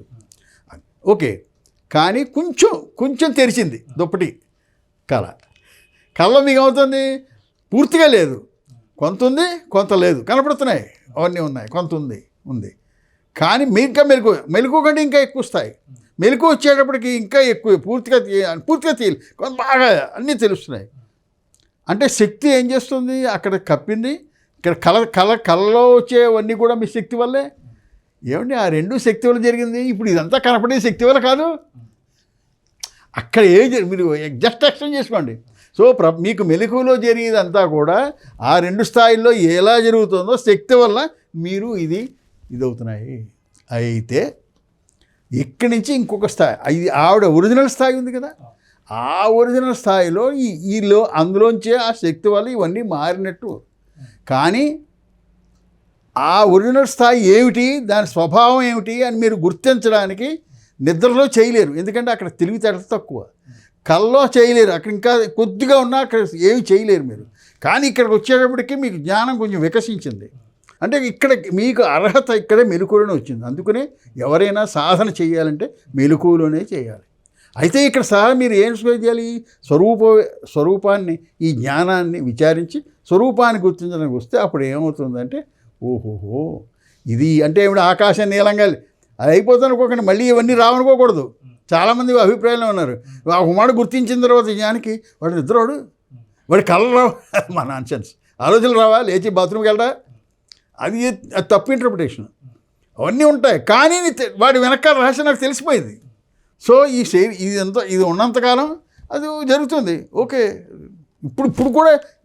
ఇప్పుడు కూడా ఇది చూసేవాడికి ఉంది. కానీ నాకు మీ శరీరం జ్ఞానమే తప్ప ఇంకేం లేనప్పుడు ఈ శరీరం కాదా? ఏం లేదే. అంటే ఆ స్థితి ఏంటి? తుర్యాతీత స్థితి అంటారండి. అతీత తురియం ఉన్నది ఒకటే, తుర్యాస్థితి. అని అంటారు. అది నాలుగోది కాదు, ఉన్న దాంట్లో ఈ మూడు ఊరికే జస్ట్ అపీరెన్స్. సముద్రం ఉందండి, కెరటం, నీరే ఇలా కెరటంలాగా ఏం అవట్లేదు, కానీ అలాగే నీరేది. ఎందుకంటే జ్ఞానాలు ఎప్పుడు మార్పు ఉండదు, దాని శక్తి అని మనం తెలుసుకోవాలి. అంతే, దానికి ఎక్కువ ఇది అయిపోకూడదు. సో మీరు మెలకువలోనూ కూడా జ్ఞానం, దాని శక్తి, అంతే. మూడు అవస్థలు చాలామందికి కన్ఫ్యూషన్. ఇవి ఎందుకు వచ్చాయి, అసలు ఎందుకు వచ్చాయి తను వాడు అడగచ్చు, ఎందుకు వచ్చాయి అని. వాడు దాంట్లో అడిగించాను అందులో అండి, అసలు పరమాత్మ అలా ఉండిపోవడం కదా, ఎందుకు ఇలాగ ఈ ఊరికే సృష్టి, ఈ ఉపద్రవాలు, అందరికీ బాధలు కష్టాలు ఎందుకు అసలు ఆయన అలా ఊరుకోకుండా? ఆయన అలా ఉండాలంటే శక్తి, ఆయనలో ఉన్న శక్తి ఉంది, శక్తికి ఒక స్వభావం ఉంది, స్వభావానికి ఇలా మారే స్వభావం. అందుకే అగ్నికి కాల్చే స్వభావం ఎలాగో ఇవి అనంతలో మాయలో ఉన్న శక్తికి ఇది స్వభావం. అంటే అది అంతే, అంతకని వేరే నువ్వు ఈ స్థాయిలో అర్థం కాదు నీకు నువ్వు జ్ఞానం అని గుర్తించిన తర్వాత ఇంకా నీకు శక్తి నీలో అంతర్గతంగా ఉంటుంది. అది అంతే, యూ ఎంజాయ్ దట్ స్టేట్. అంటే ఈ కళలు అనేవి మన చిత్తంలో ఉన్నటువంటి పేరుకుపోయినటువంటి కొన్ని ఆలోచనల సముదాయం. అంతేనండి, ఇంప్రెషన్సే వస్తాయి. అవి ఎలా ఏర్పడేమీ లేదు. ఇప్పుడు మీకు వచ్చిన ఆలోచనల యొక్క మడ్డి అదంతా ఆలోచన శక్తి అంతే బ్రేకప్ లేకుండా చాలా మనం ఏం చేస్తారంటే అది పూర్వజన్మలు చేసుకున్నాడు, పూర్వజన్మలు వచ్చింది, ఎన్నో జన్మలు, ఇవన్నీ ఇది అంత అక్కర్లేదు. అదంతా శక్తి యొక్క విన్యాసం. శక్తి వల్ల అవన్నీ ఏర్పడ్డాయి. ఆ శక్తే మళ్ళీ ఇలాగ కళల రూపంలోనూ మెలకు రూపంలోనూ చేస్తుంది. ఒకటి బాగా మనసుకి గుర్తుపెట్టుకుంటే సులువు అయిపోతుంది. ఏంటంటే మీరు అనంత చైతన్యం ఉంది, అది మీ స్ఫురణకి భిన్నంగా లేదు. అయితే అందులోని శక్తి వల్ల ఏమవుతుందంటే రమణ శర్మ వాడు చూసే ప్రపంచం నీ కల్లో నువ్వు చూసేవి ఎలాగో ఇది కూడా ఈ జీవులు ఆ జగత్తు వీటి వెనకాల సాక్షిగా అంటే అనంత చైతన్యం అలా ఉంది. అది మీరు ఇప్పుడు గుర్తించడం ఈ మెలుకులోనే సాధ్యమవుతుంది. అది ఆ ప్రేరణ లోపల చూస్తుంది, వచ్చి గుర్తిస్తుంది అంతే. అంటే దాన్ని మీరు అర్థం చేసుకోవాలంటే ఎలా వస్తుందంటే సినిమా స్క్రీన్ ఉంది, స్క్రీన్ మీద బొమ్మలు ఉన్నాయి. సినిమా స్క్రీన్లో ఒక రాజుగారు నృత్యం, ఇది రమణ మహర్షి చెప్పిందే, నృత్యం జరుగుతుంది, రాజుగారు నృత్యం చూస్తున్నాడు, మొత్తం స్క్రీనే అంటే నువ్వు చూసే నృత్యం ఎక్కడ స్క్రీన్ ఆ పరమాత్మ అంతే. అది అర్థమవుతుంది యాక్చువల్గా. అది ఎప్పుడవుతుందంటే ఇది వ్యాపిస్తే కానీ అడ్డులు అసలు అవగాహన రాదండి. మీ జ్ఞానాన్ని వ్యాపించి ఉంది, బయటికి లాగంటాడు గురువుగారు శ్రీనివాసరావు. బయటికి లాగడం అంటే ఇది ఏమైనా మ్యాజిక్ ఏం కాదు, జస్ట్ ఆ భావన. ఇంట్యూటివ్ ఫీలింగ్ అని ఒక పదం ఉందండి. ఊహామాత్రంగా మీరు అంటే ఆటోమేటిక్గా అది వ్యాపించే ఉంటుంది జ్ఞానం. చాలా మంచి విషయాలు గురుగారు. ఎందుకంటే దీన్ని లోతుకి వెళ్ళే కొలది కూడా ఇంకా తెలుసుకోవాల్సింది చాలా ఉంటూనే ఉంటుంది. ఎందుకంటే మనం తెలుసుకున్నదే సత్యం అనుకుంటే ఇంక అక్కడితోనే ఆగిపోతాం. అవును. అలా మీకు ఎప్పుడైనా అనిపించిందండి? ఇప్పుడు చాలా మంచి ప్రశ్న ఇది. బ్రహ్మానందం అని ఒకటి ఉంది, సత్ చిత్ అనంతం ఆనందం. ఆనందం అంటే ఇప్పుడు ఓ స్వీట్ తిన్నారు, ఆనందం కలిగింది, కానీ స్వీట్లో ఆనందం లేదు. ఆనందం మన స్వభావం. ఎందుకంటే అదే స్వీట్ 4 మాటలు తింటే మొహం ఎత్తుంది. సో సత్ చిత్ బ్రహ్మంలో సత్ చిత్ అనంతమైన ఆనందం ఉంది. ఈ ఆనందం అనేది ఒక ప్రత్యేకమైన ఇది కాదు, లక్షణం కాదు. అది ఈ అనంతమైన సత్తు చిత్తు మీకు ఎప్పుడైతే గుర్తించారో, అది తప్ప ఇంకేమీ లేదు అని మీకు గుర్తించారో, అది ఒక ఆనందమైన స్థితి. ఎందుకంటే ఎవరికైనా ఎప్పుడైనా ట్రబుల్ ఎక్కడ వస్తుందంటే అన్యంగా ఏదైనా ఉంటేనే అసలు భయం అనేది ఎందుకు? చాలామంది దేవుణ్ణి భయం వద్ద అయ్యో ఆయన రక్షిస్తాడేమో మనకు ఆపదలు వస్తాయని. నేను మీకు అన్యంగా ఏవో ఉన్నాయో వాటి వల్ల ఆపద వస్తుంది. సో ఎప్పుడైతే మీకు అన్యంగా ఇంకేదీ లేదు, ఉన్నదంతా అనంతమైనటువంటి చైతన్యం తప్ప లేదు అని అన్నప్పుడు ఇంకా తెలుసుకోవలసింది, పొందవలసింది ఏమీ లేదని గుర్తిస్తే అది ఒక ఆనందమైన స్థితి. సో అది ఆ స్థితికి చేరడం అసాధ్యం కాదు. ఎప్పుడైతే మీరు మీ జ్ఞానం ఉండడం తెలియడం అనంతమని గుర్తించారో అది అదే స్థితి. అంటే అదేదో ఇంద్రియ సంబంధమైన ఆనందాన్ని కంపేర్ చేయలేము. అది ఒక స్థితి, ఆనందమైన స్థితి. అంటే యాక్చువల్గా నిజంగా మామూలుగా కూడా మీకు ఒక ఏదో మంచి కారు కొనాలనుకున్నారు, కొనిదాకా కూడా అసంతృప్తిగా ఉన్న కావాలనుకుంటున్నారు. కారు కొనగానే ఏమనిపిస్తుంది? ఒక స్థితి వచ్చింది, ఓ ఆనందం అంటే ఒక స్థితి. తర్వాత అంతకన్నా పెద్ద కారు ఏదో చూశారు, అది కొనాలని మీకు అది వచ్చేదాకా కూడా మీరు ఆనందంలో ఉన్నారు. అది వచ్చిన తర్వాత మళ్ళీ స్టార్ట్ అవుతుంది. సో యాక్చువల్గా 2 కోరికల మధ్య గ్యాప్, ఒక కోరిక తీరిన తర్వాత ఇంకో కోరిక వచ్చేదాకా ఉండేది ఆనందం. అది ఊరికే ముందు మీరు వస్తువుల నుంచి అనుకుంటారు. యాక్చువల్గా అని 2 రకాల ఆనందాలు లేవు ఈ ప్రపంచంలో. ఏ వస్తువు వల్ల మీకు ఆనందం రాదు, ఎందుకంటే అది శాశ్వతం కాదు. మీకు స్వభావం, ఆనందం అనేది ఒక స్థితి, అది ఆ స్వభావం. సో ఎప్పుడైతే అనంతమైన జ్ఞానాన్ని గుర్తించారో అది ఇంకా పొందవలసింది, తెలుసుకోవలసింది లేదు అన్నప్పుడు మీరు ఆనందమైన స్థితిలో ఉన్నారు. అంతకన్నా ఇంక దాన్నే మనం మామూలుగా ఇంగ్లీష్లో హ్యాపీనెస్ అని అంటే దాన్ని బ్లిస్ అని అంటారు వాళ్ళు. Okay, so bliss it's a state, it's not a separate. దానికోసం ప్రయత్నం ఏమి ఉండదు. ఇది గుర్తిస్తే అది ఆటోమేటిక్గా వచ్చేస్తుంది. అది అంతే. అది అది ఆ స్థితి అది. అంటే ఒక్కొక్కరికి ఒక్కొక్క చోట బ్లిస్ దొరుకుతుంది కదా గురుగారు. అలానే లేదు ఇంకా అటు ప్రపంచం ఉన్నట్టే. ఒక్కొక్క చోట ఒక్కొక్కటి అని అంటే ప్రపంచంలో అనేక రకాలు ఉన్నాయి. అవన్నీ హ్యాపీనెస్. ఇంద్రియాల పరిధిలోకి వచ్చేసారు మీరు అక్కడ. ఒక్కొక్కడి నుంచి ఒక్కొక్కడికి వస్తుందంటే వాడు ఇంద్రియాలని విభజించుకుంటున్నాడు. అది అవి ఉంటాయి, శాశ్వతం కాదు. దానివల్ల ఆనందం వస్తుంది, ఓకే, కానీ అది అయిపోయిన తర్వాత మళ్ళీ కావాలనిపిస్తుంది. అది ఇంకా అది అక్కడ అది పరిపూర్ణం కాదు. అది పరిపూర్ణం కాదు. అవి ఇంకోటి పరిపూర్ణం కాకుండా అగ్నిలో ఆజ్యం పోసి ఆర్పడం లాంటివి. అవి తీర్చుకోవడం ద్వారా ఆనందం అంటే మీరు ఏదో ఉందండి, ఏదో చేస్తే వస్తుంది ఆనందం. అది తీర్చుకోవడం ద్వారా ఆనందం వస్తుంది. అది మళ్ళీ ఇంకా కంటిన్యూ అవుతుంది. అది చరమస్థితికి మీరు వెళ్ళాలి. ఇంకా అది నన్ను దాచి లేదు, నేనే ఆనందంగా అనే ఆ స్థితికి వస్తున్న తర్వాత ఇంకా మీరు అడిగిన ప్రశ్న అంతా ప్రపంచంలో ఉన్నవాడికి అది. ఆ ప్రపంచం విద్య అనుకున్న వాడికి ఇంకా అది రాదు. అంటే ఇందాక మీరు అన్నారు పరిపూర్ణం అని. ఇప్పుడు మనం ఏదైనా హోమం చేసినా యజ్ఞం చేసినా పూర్ణాహుతి అని ఇస్తాం. అవును. ఈ పూర్ణ అంటే ఏంటి గురుగారు? దాని గురించి కాస్త. ఆ పూర్ణాహుతి అనేది పరిపూర్ణం అయిపోయింది అని అనుకోండి. అది మన వేదాంతం దగ్గరికి వచ్చేవాడికి పూర్ణం అంటే అర్థం వేరు. వేదాంతంలో మీకు శాంతి మంత్రం ఉంది కదా, పూర్ణమద పూర్ణమిదం పూర్ణాత్ పూర్ణముదచ్యతే పూర్ణస్య పూర్ణమాదాయ పూర్ణమేవావశిష్యతే. సారీ, నాకు సంస్కృతం రాదు, తప్పు పలికి ఉంటే ఉండొచ్చు, నాకేం సిగ్గుపడను నేను. కానీ నేను తెలుసుకున్నదే చెప్పాను నేను. అక్కడ పూర్ణం అంటే మీరు ఇలా ఒక సర్కిల్ గీశారు, పూర్ణం. దానికి ఆది అంతం లేనిది పూర్ణం. ఆది అంతం లేదు పూర్ణం. మనం ఇది యాక్చువల్గా శాంతివంతం చెప్పి ఏ పాలన ముగిస్తూ ఉంటాం. అట్లాగే మనకి దానికి కొంచెం వివరణ తీసుకోవచ్చు. పూర్ణమద పూర్ణమిదం పూర్ణాత్ పూర్ణముదచ్యతే. ఇది చాలా కాలం నాకు తిక్కమక పెట్టినది, ఎలాగ అర్థం చేసుకోవడం దీన్ని. కానీ ఒకటి ఉంది, భగవద్గీతలో శ్లోకం ఉంది, నా సతో విద్యతే భావో నా భావో విద్యతే సతః అని. ఒక రెండింటిని సమన్వయం చేసుకోవచ్చు.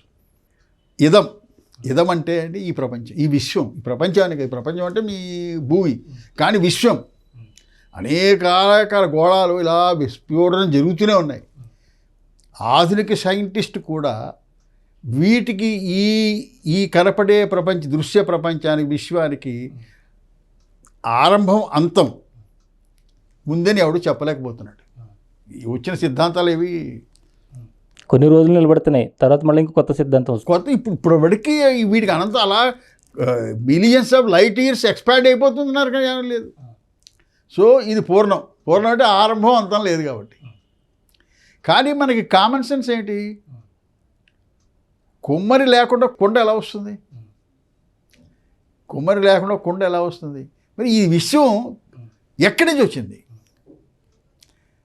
వాడంటాడు బిగ్ బ్యాంగ్ అంటాడు, అంటే సడన్గా మరి దానికి ముందే ఉంది అది కూడా. సో ఇది ఎక్కడి నుంచి వచ్చింది?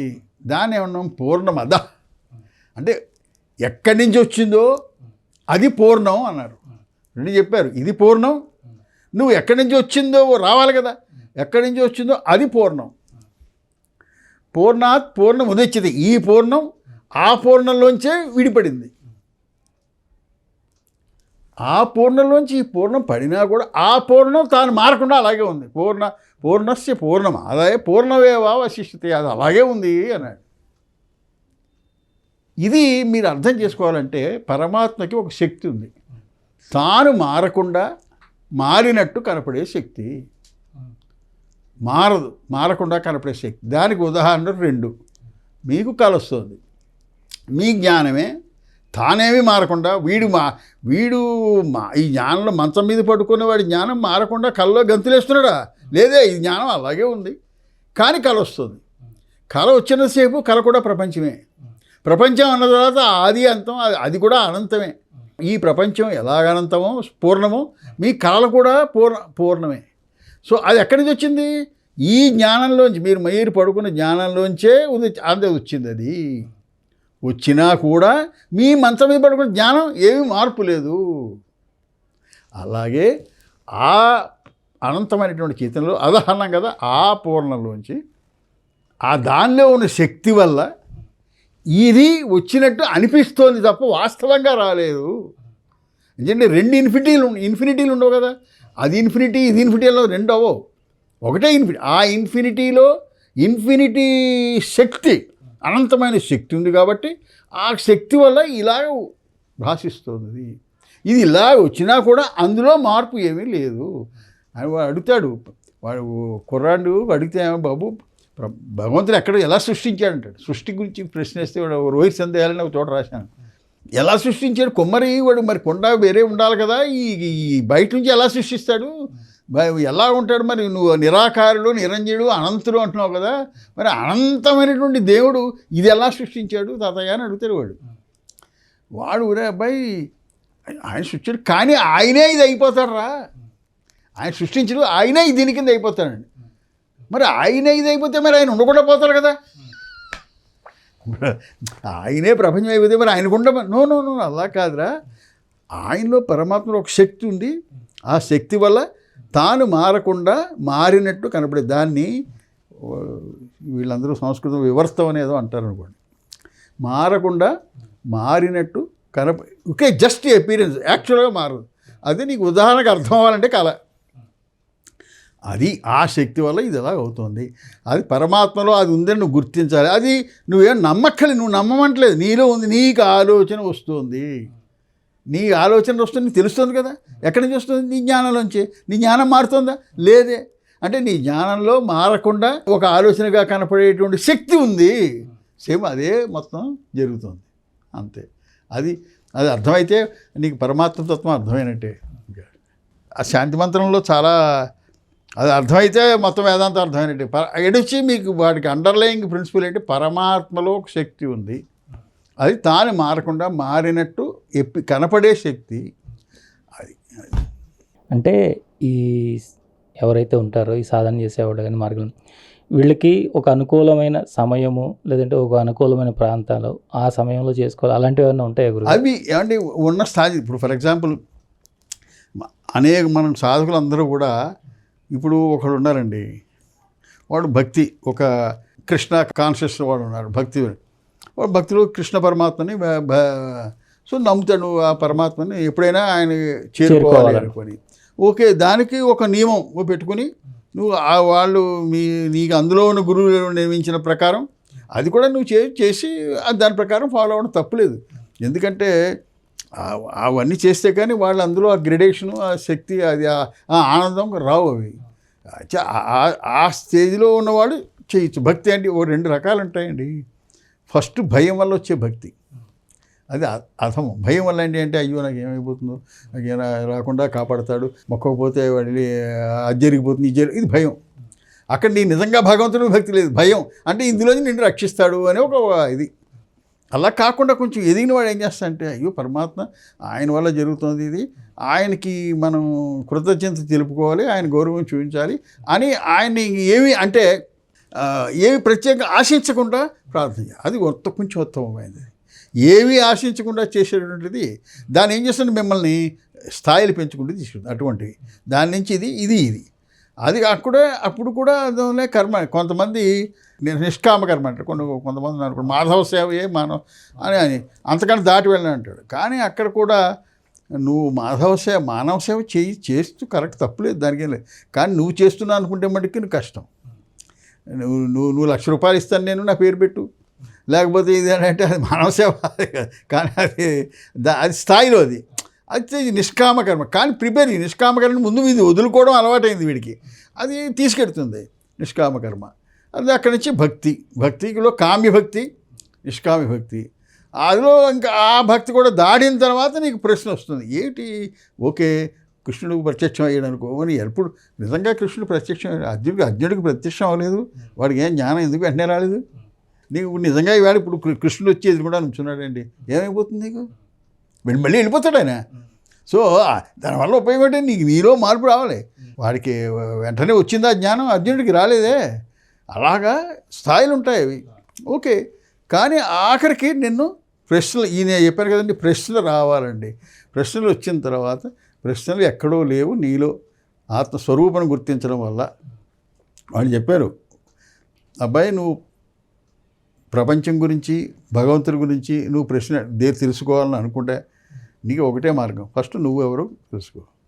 నీ స్వరూపం గుర్తిస్తే ఆ రెండు అక్కర్లేదు, ఆటోమేటిక్గా తెలుస్తాయి. అంటే వాటిని ప్రత్యేకంగా తెలుసుకోవడం కష్టం. ప్రపంచం గురించి కానీ భగవంతుడి గురించి కానీ వేరేగా తెలుసుకోవడం కష్టము. ఎందుకంటే తెలుసుకునే టూల్ మీది కదా నువ్వే, నీ జ్ఞానం. సో నీ జ్ఞానం యొక్క స్వరూపం గుర్తించు, అప్పుడు ఆటోమేటిక్గా వాటికి జవాబులు నీకు వస్తాయి ఆ స్థాయిలో. అవి రెండు ఎక్స్. ఇప్పుడు ఇది ఎప్పుడైతే సాల్వ్ అయిందో ఎక్స్ సాల్వ్ అయిపోతుంది. అప్పుడు ఇంకా అప్పుడు ఎక్స్ తెలియదు. అది అడ్వాంటేజ్. అంటే దీన్నే మనం ఆత్మదర్శనం అనుకోవచ్చండి. గుర్తించడం, దాని పేరు ఏదైనా పెట్టుకోవచ్చండి. స్వరూపం గుర్తించడం, లేకపోతే తెలుసుకోవడం. దానికి ఏమీ డిక్లరేషన్స్ ఇదేమీ అక్కర్లేదు. అది ఎవరి మటుకు వాళ్ళు ఇది యాక్చువల్గా గుర్తించేది. అది గుర్తించిన తర్వాత నేనేదో పెద్ద గురువుని, నువ్వు చిన్న గురువువి, ఇది ఇలాంటివి అది అదే నా గురువు ఆవిడే, అది నేను పెద్ద గురువు అయిపోదాం అనుకుందా. అదే ఏమిటి కావాలి, ఎందుకోసం ఆత్మ. ఇంకోటి చాలామందికి ఈ ఆత్మ జ్ఞానం అంటే పెద్ద విస్ఫోటనం, పెద్ద వెలుతుర్లు, లేకపోతే ఏదో ఇది అడిగింది ఆవిడ. ఇలా అయిపోతుంది అనుకుంటున్నావా నువ్వు? ఆత్మజ్ఞానం అంటే ఇలా ఏమైనా అవుతాయి అనుకుంటున్నావా? పెద్ద వెలుతుర్లు కనపడడం, పెద్ద వెలుతురు కనపడింది. ఏడు కనపడితే కనపడేది పోతుంది, అదేం ఉండదు. జ్యోతి అది యాక్చువల్గా అరుణాచలం జ్యోతి అని దాంట్లో రాశాను. అరుణాచలంలో దీపం వెలిగిస్తారండి, జ్యోతి. ఏమిటది? ఇది వాళ్ళు ఆవిడ తల్లి కొడుకుతో పెడుతుంది అనమాట. ఒరే ఈ గుడి ఇక్కడ కట్టారు కదా, ఈ లింగం ఏమిట్రా దీనివల్లంటే, అదేమిటమ్మా ఇక్కడ అడుగుతున్నావు. ఇప్పుడు అరుణాచలేశ్వరుడు అక్కడ అరుణాచలం హిల్ ఉంది కదా, ఆ అరుణాచలం శివుడే అలా అయ్యాడని కదా, దాన్ని పూజించడం కష్టం కాబట్టి ఇక్కడ లింగం పెట్టుకున్నాడు ఆ ఆలయంలో. ఈ లింగం అరుణాచలాన్ని సూచిస్తుంది. ఈ లింగం అంటే సూచించడం, పలానా ఊరికి దారి అని ఏదో ఒక బోర్డు పెట్టి, అది లింగం సూచిస్తుంది. సో ఆ లింగం ఈ అరుణాచలం సూచిస్తుంది. బాగానే ఉందిరా. మరి దాని మీద జ్యోతి వెలిగించారు. మరి ఆ జ్యోతి ఏమిటిరా? అది కూడా ఒక లింగమేనమ్మా. దేనికి లింగం రా అది? ఆ జ్యోతి ఒక రకమైన వెలుతురు. అంటే వెలుతురు అంటే నువ్వు లైట్లలో చూసే వెలుతురు కాదు అది. ఏమిటా? నువ్వు పగలు ఎలా చూస్తావమ్మా? ఏ విషయాలనైనా, ఏ వస్తువులైనా సూర్యకాంతిలో చూస్తావు. రాత్రి ఏదైనా చూస్తావు, లైట్లు చంద్రకాంతిలో చూస్తావు. నువ్వు కట్టిక చీకటిలో ఉన్నావు, అప్పుడు నీకు ఉన్నట్టు నువ్వు తెలుస్తుంది. అది ఏ జ్యోతిలో అది తెలుస్తుందో అదమ్మా ఆ జ్యోతి ఆత్మ. అది అనంతం. అది దానికి ఇది లింగం. అంతేగాని కొండ మీద వెలిగే జ్యోతే పరమంతంగా చూసేస్తే నీకు మోక్షం వచ్చేస్తుంది అనుకోకు. దీన్ని బట్టుకు దాన్ని గుర్తించు, దేనికి ఇది లింగం. అది అనంతమైనటువంటి జ్యోతి. ఆ వెలుగు మామూలు వెలుగు కాదు, జ్ఞానజ్యోతి. అది గుర్తించడం మనం చేయాలి. చాలా అద్భుతం గురుగారు. ఎందుకంటే ఆ జ్ఞానజ్యోతి అంటే నీకు తెలియజేసేది ఏదైతే ఉన్నదో మిమ్మల్ని బాగా ఇంకా అక్కడ కట్టిపడేస్తుంటుంది మీకు అరుణాచలం అంటే. అది అంటే మీరు అక్కడ అరుణాచలేశ్వరుని యొక్క శక్తి మిమ్మల్ని ఆకర్షిస్తుందని అనుకోవాలా? ఇది చాలా మంచి ప్రశ్న అండి. ఆయన్ని మహర్షిని అడిగారు, వాళ్ళైతే ఏమంటే మేము వెళ్ళిపోతున్నాం ఎలాగా అంటే, నువ్వు ఎక్కడుంటే అదే రమణాశ్రమం. మరి మీరు వచ్చున్నారు కదండి ఇక్కడ అంటే, అది నా ప్రారంభం. కానీ ఒకటండి, ఇప్పుడు యాక్చువల్గా అక్కడే ఉన్నాను నేను. ఫ్రాంక్గా చెప్పాలంటే 3 ఏళ్ళు అయింది ఆశ్రమం లోపలికి వెళ్ళి. అంచేత ఎలాగంటే దానికి ఎగ్జాంపుల్ ఏమిటంటే, ఒకడితో మా ఫ్రెండ్ వచ్చాడు, వెళ్ళాం. ఇప్పుడు ఏ ప్రదేశానికి వెళ్ళినా ఎలా అనిపిస్తుందంటే, పిల్లలు వస్తారు రమ్మంటే టెంపుల్స్కి వెడతాం.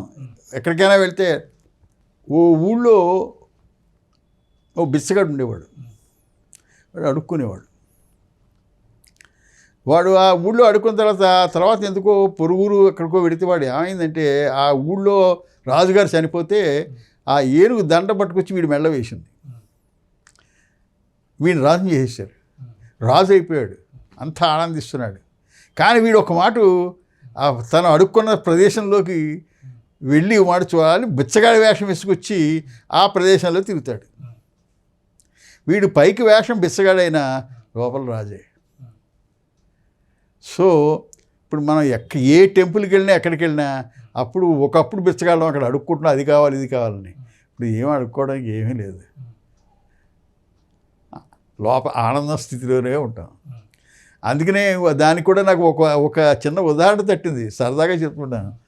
వాడి వేమనకి బంగారం సిద్ధించిన తర్వాత బంగారం సిద్ధించిన వాడు బైరాగిపోతాడని వాడు అంటాడు ఆఖరణ అభిరామం. బంగారం సిద్ధివాడు అట్లాగా ఇప్పుడు మీకు పలానా గుడికి పలానా తెంపులు పలానా, ఎందుకంటే అక్కడేదో మీరు ఏది ముట్టుకుంటే అదే బంగారం అయిపోతుంది. మీకు ఎక్కడో బంగారం ఎందుకు, ఎక్కడ పడితే అక్కడే పరమాత్మను నీకు అర్థం అనుభవంలో నీకు ఆనందంగా వచ్చేసిన తర్వాత ఎక్కడికి వెళ్తావు నువ్వు ఎవరినో సరదాగా వెళ్దామంటే ఓకే, దానివల్ల ఏమండి, కానీ వెళ్ళినా పైకే బిచ్చగాడు లోపల రాజే. ప్రదేశం మీరు అన్నారు కాబట్టి చెప్తాను, మీరు వెళ్లకుండా ఉంటే మనం, ఎందుకంటే అలాంటి సాధనకి కొంతమంది వెళ్ళాలి అక్కర్లేదని చాలామంది ఉంటారు. కానీ పెరుగు మీరు తీసి పక్కన కొంతకాలం 1 గంట పెడితే కానీ తోడుకోదు, అది కదిపేస్తే అవుతుందా? అలాగే మీరు ఏదైనా నిజంగా చేయదలుచుకుంటే అటువంటి అరుణాచలమే అక్కర్లేదు. ఇంకోటి ఏమనిపిస్తుంటే, నేను అరుణాచలం కొత్తలో అరుణాచలం వెళ్ళి సినిమా హాల్లో కూర్చుంటే నువ్వు ఇక్కడ ఎందుకు వచ్చావు, నువ్వు సూపర్ మార్కెట్కి వెళ్ళి ఏం కావాలో అది కొనుక్కోవాలి తప్ప ఇంకో దానికి వెళ్ళావు కదా. సో అరుణాచలంలో నేను ఎప్పుడు సినిమాకి వెళ్ళను, సినిమా హాల్లో ఇంకో అక్కడ వెళ్ళిన పర్పస్ ఏంటి అంటే అన్నీ ఆటోమేటిక్గా అవుతుంది. దానివల్ల ఒక రకమైన ఇండైరెక్ట్గా శక్తి ఉంది అక్కడ, దానికి అది పనిచేస్తుంది. అదే అయిన తర్వాత ఓకే, ఆనందంగా ఉంటుంది. ఇప్పుడు ఆనందం అదే ప్రదేశాలు ఆ గిరి అవన్నీ చూస్తుంటే చాలా చాలా ప్రశాంతంగా ఉంటుంది. అది అక్కడే ఉంటే ఎక్కడన్నా ఫీల్ అవ్వచ్చు, అది ఎవరైనా అది దానికే నేను మహర్షి చెప్పినట్టు ప్రారంభం అంటే ఇక్కడ అమ్మవారు, ఇక్కడ ప్రారంభం అంటేనే మళ్ళీ పూర్వజన్మలు కర్మలు నేను దగ్గర అస్సలు నమ్మనండి నేను. జన్మలన్నీ కళ్ళండి, జన్మలు నమ్మేమంటే కళ ఎంత నిజమో జన్మలు అంత నిజము. కానీ మెలకు వచ్చేదాకా కళ్ళు ఉన్నాయి, ఆ జనం ఉంది, మెలకు తెచ్చుకో, ఏం లేదు. మీరు ఒక సాంప్రదాయ బ్రాహ్మణ కుటుంబంలో పుట్టారు గురుగారు, రైట్. ఎన్నో తరాల నుంచి మీకు ఎన్నో సాంప్రదాయాలు వస్తూ ఉంటాయి. సాంప్రదాయాలకు భిన్నంగా అంటే ఇప్పుడు మీరు పుట్టారు, మీ పేరు నక్షత్రం మీకు అన్నీ చూసి దాని ప్రకారం మీకు ఒక పేరు ఇచ్చారు, దాని ప్రకారం ఒక జాతకం మీకు ఈ విధంగా ఉంటుంది మీ జీవితం అనేసి ఒకటి ఉంటుంది. అంటే ఈ పరమాత్మ గురించి తెలుసుకోగలిగితే ఆ జాతక ప్రభావాలు ఉంటాయో మన మీద, ఉండవండి? జాతకం అంటే ఒకటండి, సింపుల్. ఇప్పుడు మీరు ఒక ఇంజిన్ తయారు చేయాలనుకోండి, ఓ బ్లూ ప్రింట్ తయారు చేయాలి కదా. ఓ బ్లూ ప్రింట్ అమ్మవారే అనుకోండి, ఆవిడ ఒక వస్తువు తయారు చేస్తుంది, ముందు బ్లూ ప్రింట్, ఆ బ్లూ ప్రింటే జాతకం. ఆ బ్లూ ప్రింట్ ప్రకారం వచ్చే రావాల్సినటువంటి ప్రోడక్ట్ ఏది ఉందో ఆ ప్రోడక్ట్ రావాలంటే బ్లూ ప్రింట్, అది కూడా ఆ మాయలో భాగమే అది. అందుకనే ఇప్పుడు మా నాన్నగారు, మా ఫాదరు వాడిని వాళ్ళు తలుచుకుంటే ఎందుకు కృతజ్ఞత వస్తుందంటే, ఒకటంటే అది ఈ సాధనలకి వాసనలు ఉంటాయండి. ఇప్పుడు నేను మా నాన్నగారులో గొప్ప క్వాలిటీ ఏంటంటే, ఇప్పుడు ఆయన మా ఊళ్ళోనే ఈవినింగ్ బ్రాహ్మిన్స్ డెక్సెక్ట్లు కొట్టి చచ్చిపోయేవారు, చాలా ఉంటాయి, మీకు తెలియదు, అది చాలా పవర్ఫుల్ అవి. అది మా నాన్నగారు ఎప్పుడూ మాట్లాడేవారు కాదు. మాకు చిన్నప్పటి నుంచి అసలు ఆ వాసన అది కలిగించలేదు. అది కలిగింటే ప్రాబ్లం లేదు వదులుచుకోవడానికి, ఎందుకంటే వాసనలో వదిలితే కానీ మీకు ఇది రాదు. ఆయన అలాగ ఫ్రేమ్వర్క్లో పెట్టడం వల్ల అసలు అది చాలా గొప్ప ఇదేమో అనిపిస్తుంది. అది కూడా అఫ్కోర్స్ అమ్మవారిది అనుకోండి, అందులో సందేహం ఏం లేదు. కానీ జన్మకి తలుచుకుంటా ఏమో ఆయన్ని అలా చేయడం వల్ల జరిగింది కాబోలు అనుకుంటా, ఊరికే కృతజ్ఞతాపూర్వకం. ఇప్పుడు తలుచుకున్నామంటే రమణ మహర్షిని తెలుసుకుంటాం, తల్లిదండ్రులు తెలుసుకుంటాం, ఎల్లంరా శ్రీనివాసరావు గారిని తెలుసుకుంటాం. అదే అంటే పరమాత్మే తానై ఈ విధంగా వచ్చినప్పుడు ఇన్ని రకాల వ్యత్యాసాలతో మనుషులు వ్యక్తిత్వాలు ఈ సాధనలు ఏంటి? కొంత మ్యాజిక్ అండి, మ్యాజిక్. శక్తి అనంతమైన శక్తి అనేక రకాలుగా విధించవచ్చు. దానికి ఏం లేవు, జస్ట్ ఈ ఎంజాయింగ్ దట్స్ ఆల్. ఒక మ్యాజిక్ షో చేస్తాడండి వాడు, మ్యాజిక్ అలా ఉంటుంది. అది అట్లాగే ఇది కూడా ఆయన, అందులో అది అన్నీ ఆయనే. మళ్ళీ ఎలాంటి వాడు దానికి, ఇది ఎలాంటిదంటే ఎలా చెప్పారంటే, ఇక్కడ కూర్చుని ప్యాకెట్ ఆడుతున్నాడు వేసుకున్నాడు, మళ్ళీ అవతల సైడ్ వెళ్ళి వాడే అన్నీ గేమే 2 చోట్ల. ఇంక 2 వాడు అక్కడ లేడు. అంచేత ఇంకా యువతల ముక్కలు పడితే ఆడించు, అవతల ముక్కలు పడితే చేస్తాడు, అంతే. 2 ఆయనే ఆడుతున్నాడు, అంతకనే లేదు, ఎక్కడ ఎవడు రాలేదు. దాన్నే లీలా అనేవారు, లీలా కొంతమంది ఎక్స్ప్లెనేషన్ అది. అంటే మీరు పుణ్యక్షేత్రాలు తిరుగుతారా గురుగారు? ఇప్పుడు లేదండి, అంటే ఫస్ట్ థింగ్ ఫిజికల్ ప్రాబ్లమ్ కానీ వెళ్ళకూడదని పుణ్యక్షేత్రాలు. కానీ నేను పుణ్యక్షేత్రాలు ఇప్పుడు ప్రశ్న ఎందుకు అని ప్రశ్నించుకుంటాను. అక్కడి నుంచి నాకు ఏం అక్కర్లేదు. ఏవో మంచి మంచి పెద్ద బిల్డింగ్, పెద్ద గోపురం కట్టారు, ఇంకా ఇప్పుడు బృహదీశ్వరాలయం చూడాలి, ఎవరైనా తీసుకెళ్ళి చూసి ఆనందిస్తాం అంతే. కానీ ఫలానాది కావాలి, ఫలానాది పొందడం కోసం అని లేదు, ఏమాత్రం లేదు, నిస్సంశయంగా. ఇది మరి మీ కుటుంబం నుంచి మీకు వ్యతిరేకత రాదండి ఇలాగైతే? వాళ్ళు వెళితే నేను అబ్జెక్ట్ చేయను, వాడి వ్యతిరేకత ఏం లేదు. అయ్యో, మా ఇంట్లో మా ఫాదర్ దగ్గర నుంచి మా అబ్బాయి పేరు కేదార్, నాది కేదార్ వ్రతం ప్రతి సంవత్సరం నవంబర్లో కార్తీక మాసంలో చేస్తాం. అది మా ఆవిడకి ఆ సెంటిమెంట్ ఉంది, ఆవిడ చేస్తానంటుంది, నేను కూడా కూర్చొని చేస్తాను. కేదార్ అవన్నీ అందులో అవన్నీ ఈ జ్ఞానం తప్ప వేరే కాదు అనే భావంతో ఉన్నప్పుడు అది ఆవిడ తృప్తి కోసం చేసేది తప్పులే, చేస్తాం. అదిదో అది అజ్ఞానం అవుతుంది. చాలా విలువైన సమయం ఇది చెప్పాలంటే. మీరు ఎక్కడో చెన్నై నుంచి మా కోసం హైదరాబాద్ వచ్చి మీ సమయాన్ని కేటాయించి ఇంత మంచి జ్ఞానాన్ని మాకు అందించారు.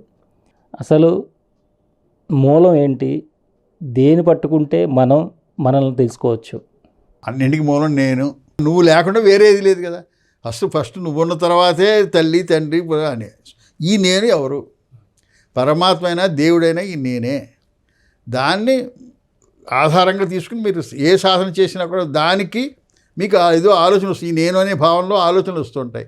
మీకు ఏ ఆలోచన వస్తే ఆ ఆలోచన ప్రకారం చేయండి. ఏమి ఫలానాది రావాలని రాలేదని మీకు ఏది చెయ్యాలని అనిపిస్తే అది చేయాలా. చేసినప్పుడు దానికి ఫలితం ఏ వచ్చినా భగవంతుడు అది ఇచ్చినటువంటి నిర్ణయం. కానీ యాక్చువల్గా ఫలితం తీసుకునేటప్పుడు నా చేత చేయించింది ఆయనే, నేను కాదు అనే భావంతో అయితే మీరు స్వీకరిస్తారు. అప్పుడు జీవితం ఫస్ట్ ఆనందంగా గడుపుతుంది. ఆనందంగా గడపడానికి ఇది మొట్టమొదటి. రెండోది, మీరు నమ్మిన దాన్ని మీరు శివుడో విష్ణువో ఏదైతే చేసుకోండి. అది మీ అంతటి మీకు లోపల నుంచి మీకు ప్రశ్నలు వచ్చేదాకా అవి చేయండి.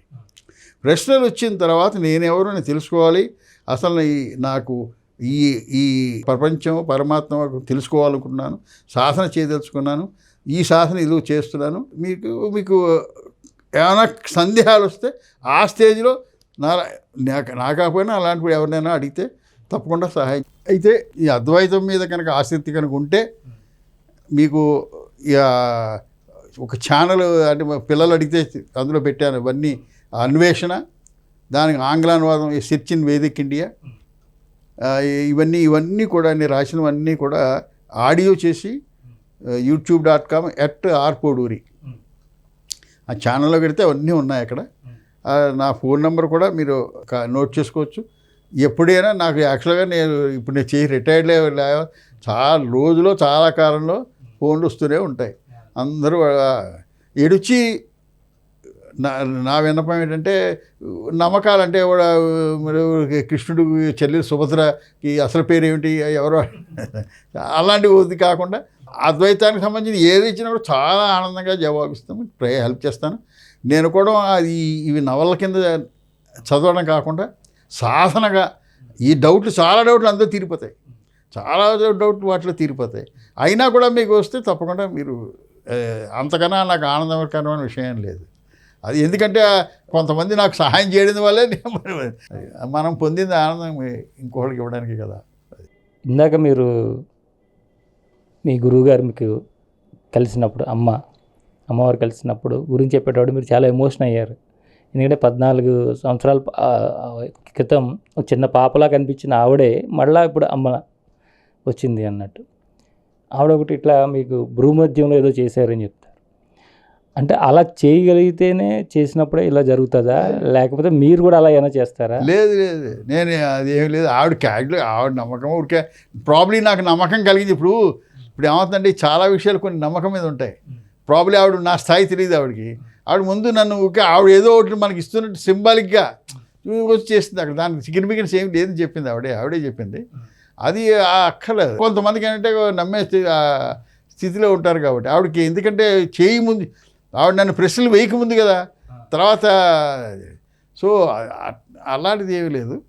అంటే ఈ శక్తిపాతం లాంటివి అలాంటివి ఏమన్నా చేశారా అని? సార్ అవన్నీ నమ్మకాలే. అన్నీ అన్నీ నమ్మకాలే. సార్ ఉండడం తెలియడం జ్ఞానం, అందులో శక్తి, అది అలా అనంతంగా ఉంది. ఇవన్నీ కూడా నమ్మకాలు. కానీ ఒకటి నమ్మకం ఎంతగానో తీసుకెళ్తుందండి. అది తప్పు మనం అండర్ ఎస్టిమేట్ చేయకూడదు. ఆయన ఇలా చేయబెట్టి నేను శక్తిపాతం ఇవ్వడవలే నాకు ఇది అయిందని ఓకే, కానీ అది మేము సరైన మార్గంలో తీసుకెళ్తే పర్వాలేదు. ఎందుకంటే నమ్మకం అనేది ఒక స్టేజ్ దాకా అక్కడ తిరుగుతుంది, అక్కడ పర్పస్.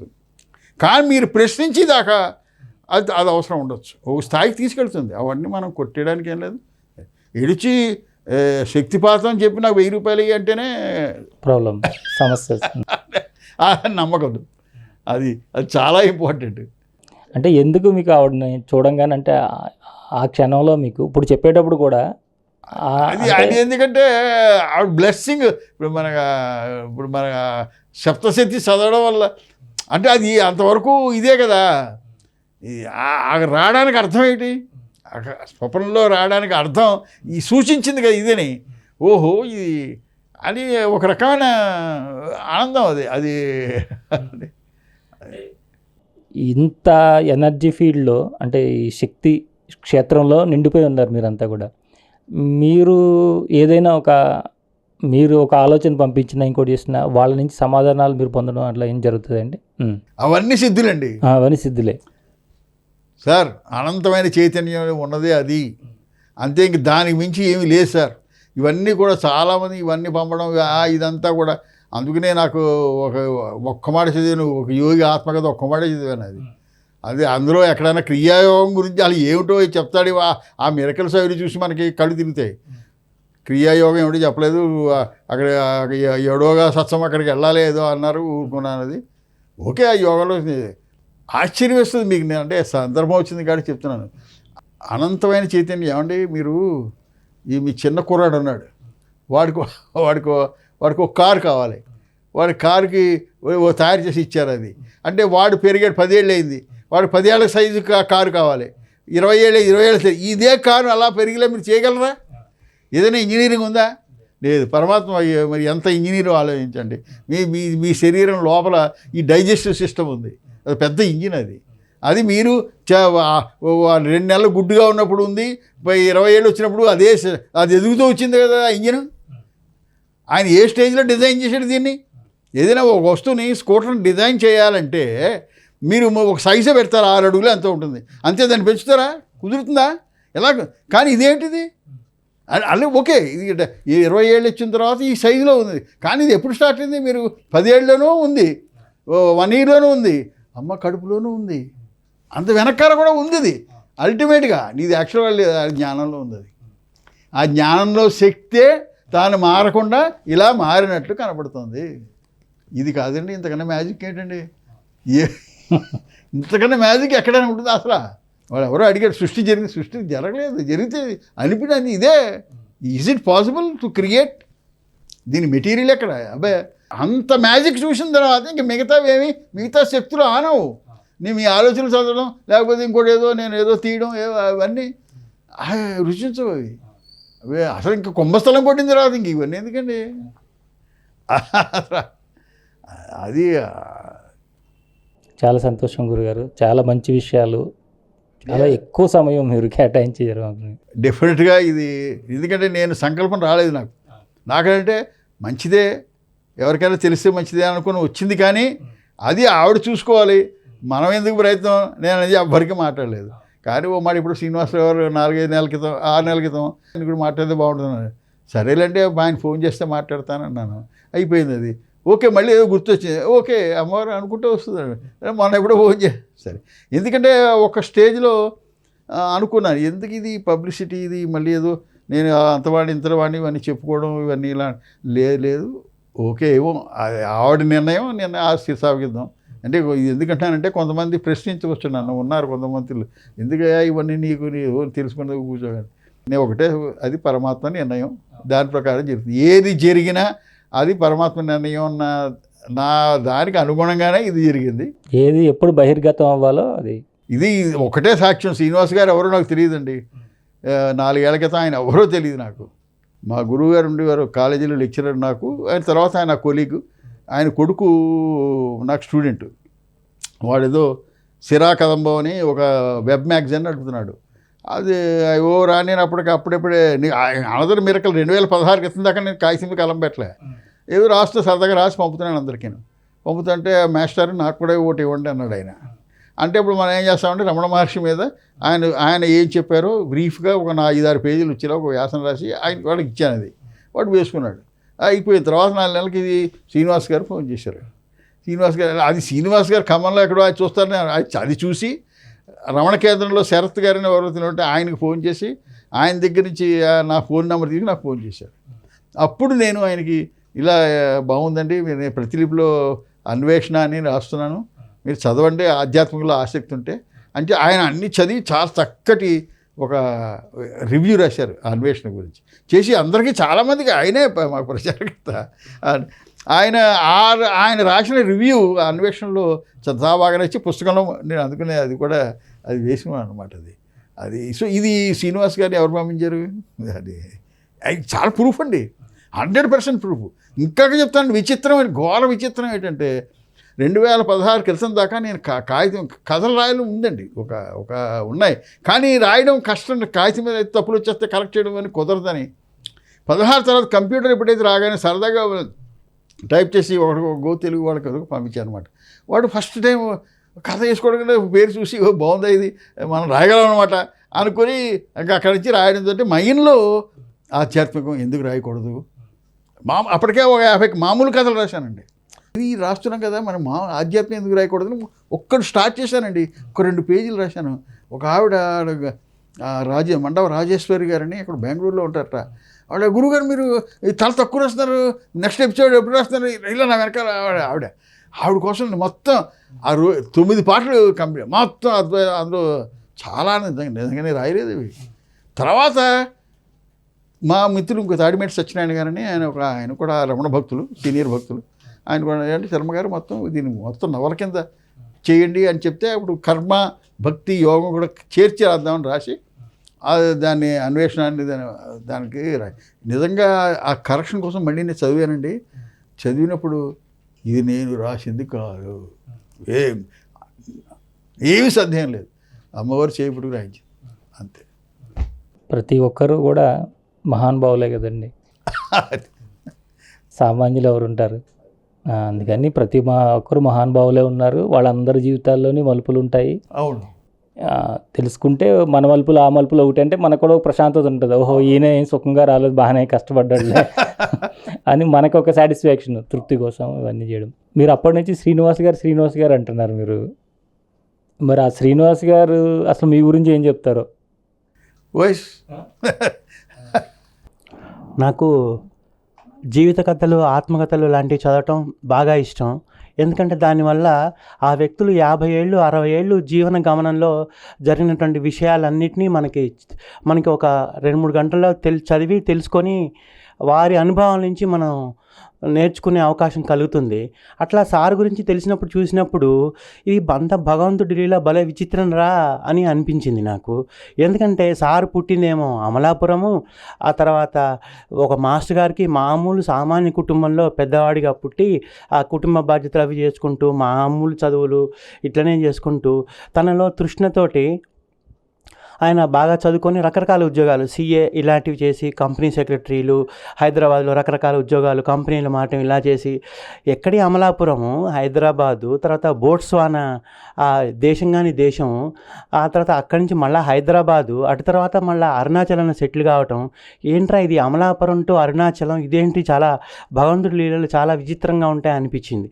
ఆ తర్వాత సార్ యొక్క అన్వేషణ కానీ, ఆ అన్వేషణలో మనిషి మరణం తర్వాత ఏమవుతాడు లేకపోతే అందులో సారు దగ్గర నాకు అర్థమైంది ఏంటంటే ఒక విషయాన్ని గురించి సత్యశోధన అన్వేషణ చేసి అది వాళ్ళు చెప్పంగానే గుడ్డిగా నమ్మకుండా దాన్ని బాగా రీసెర్చ్ లాగా చేసి తన మీద తాను ప్రయోగించుకొని ఆ ఫలితాలు చక్కగా ప్లేట్లో పెట్టి మనకి అందిస్తారు.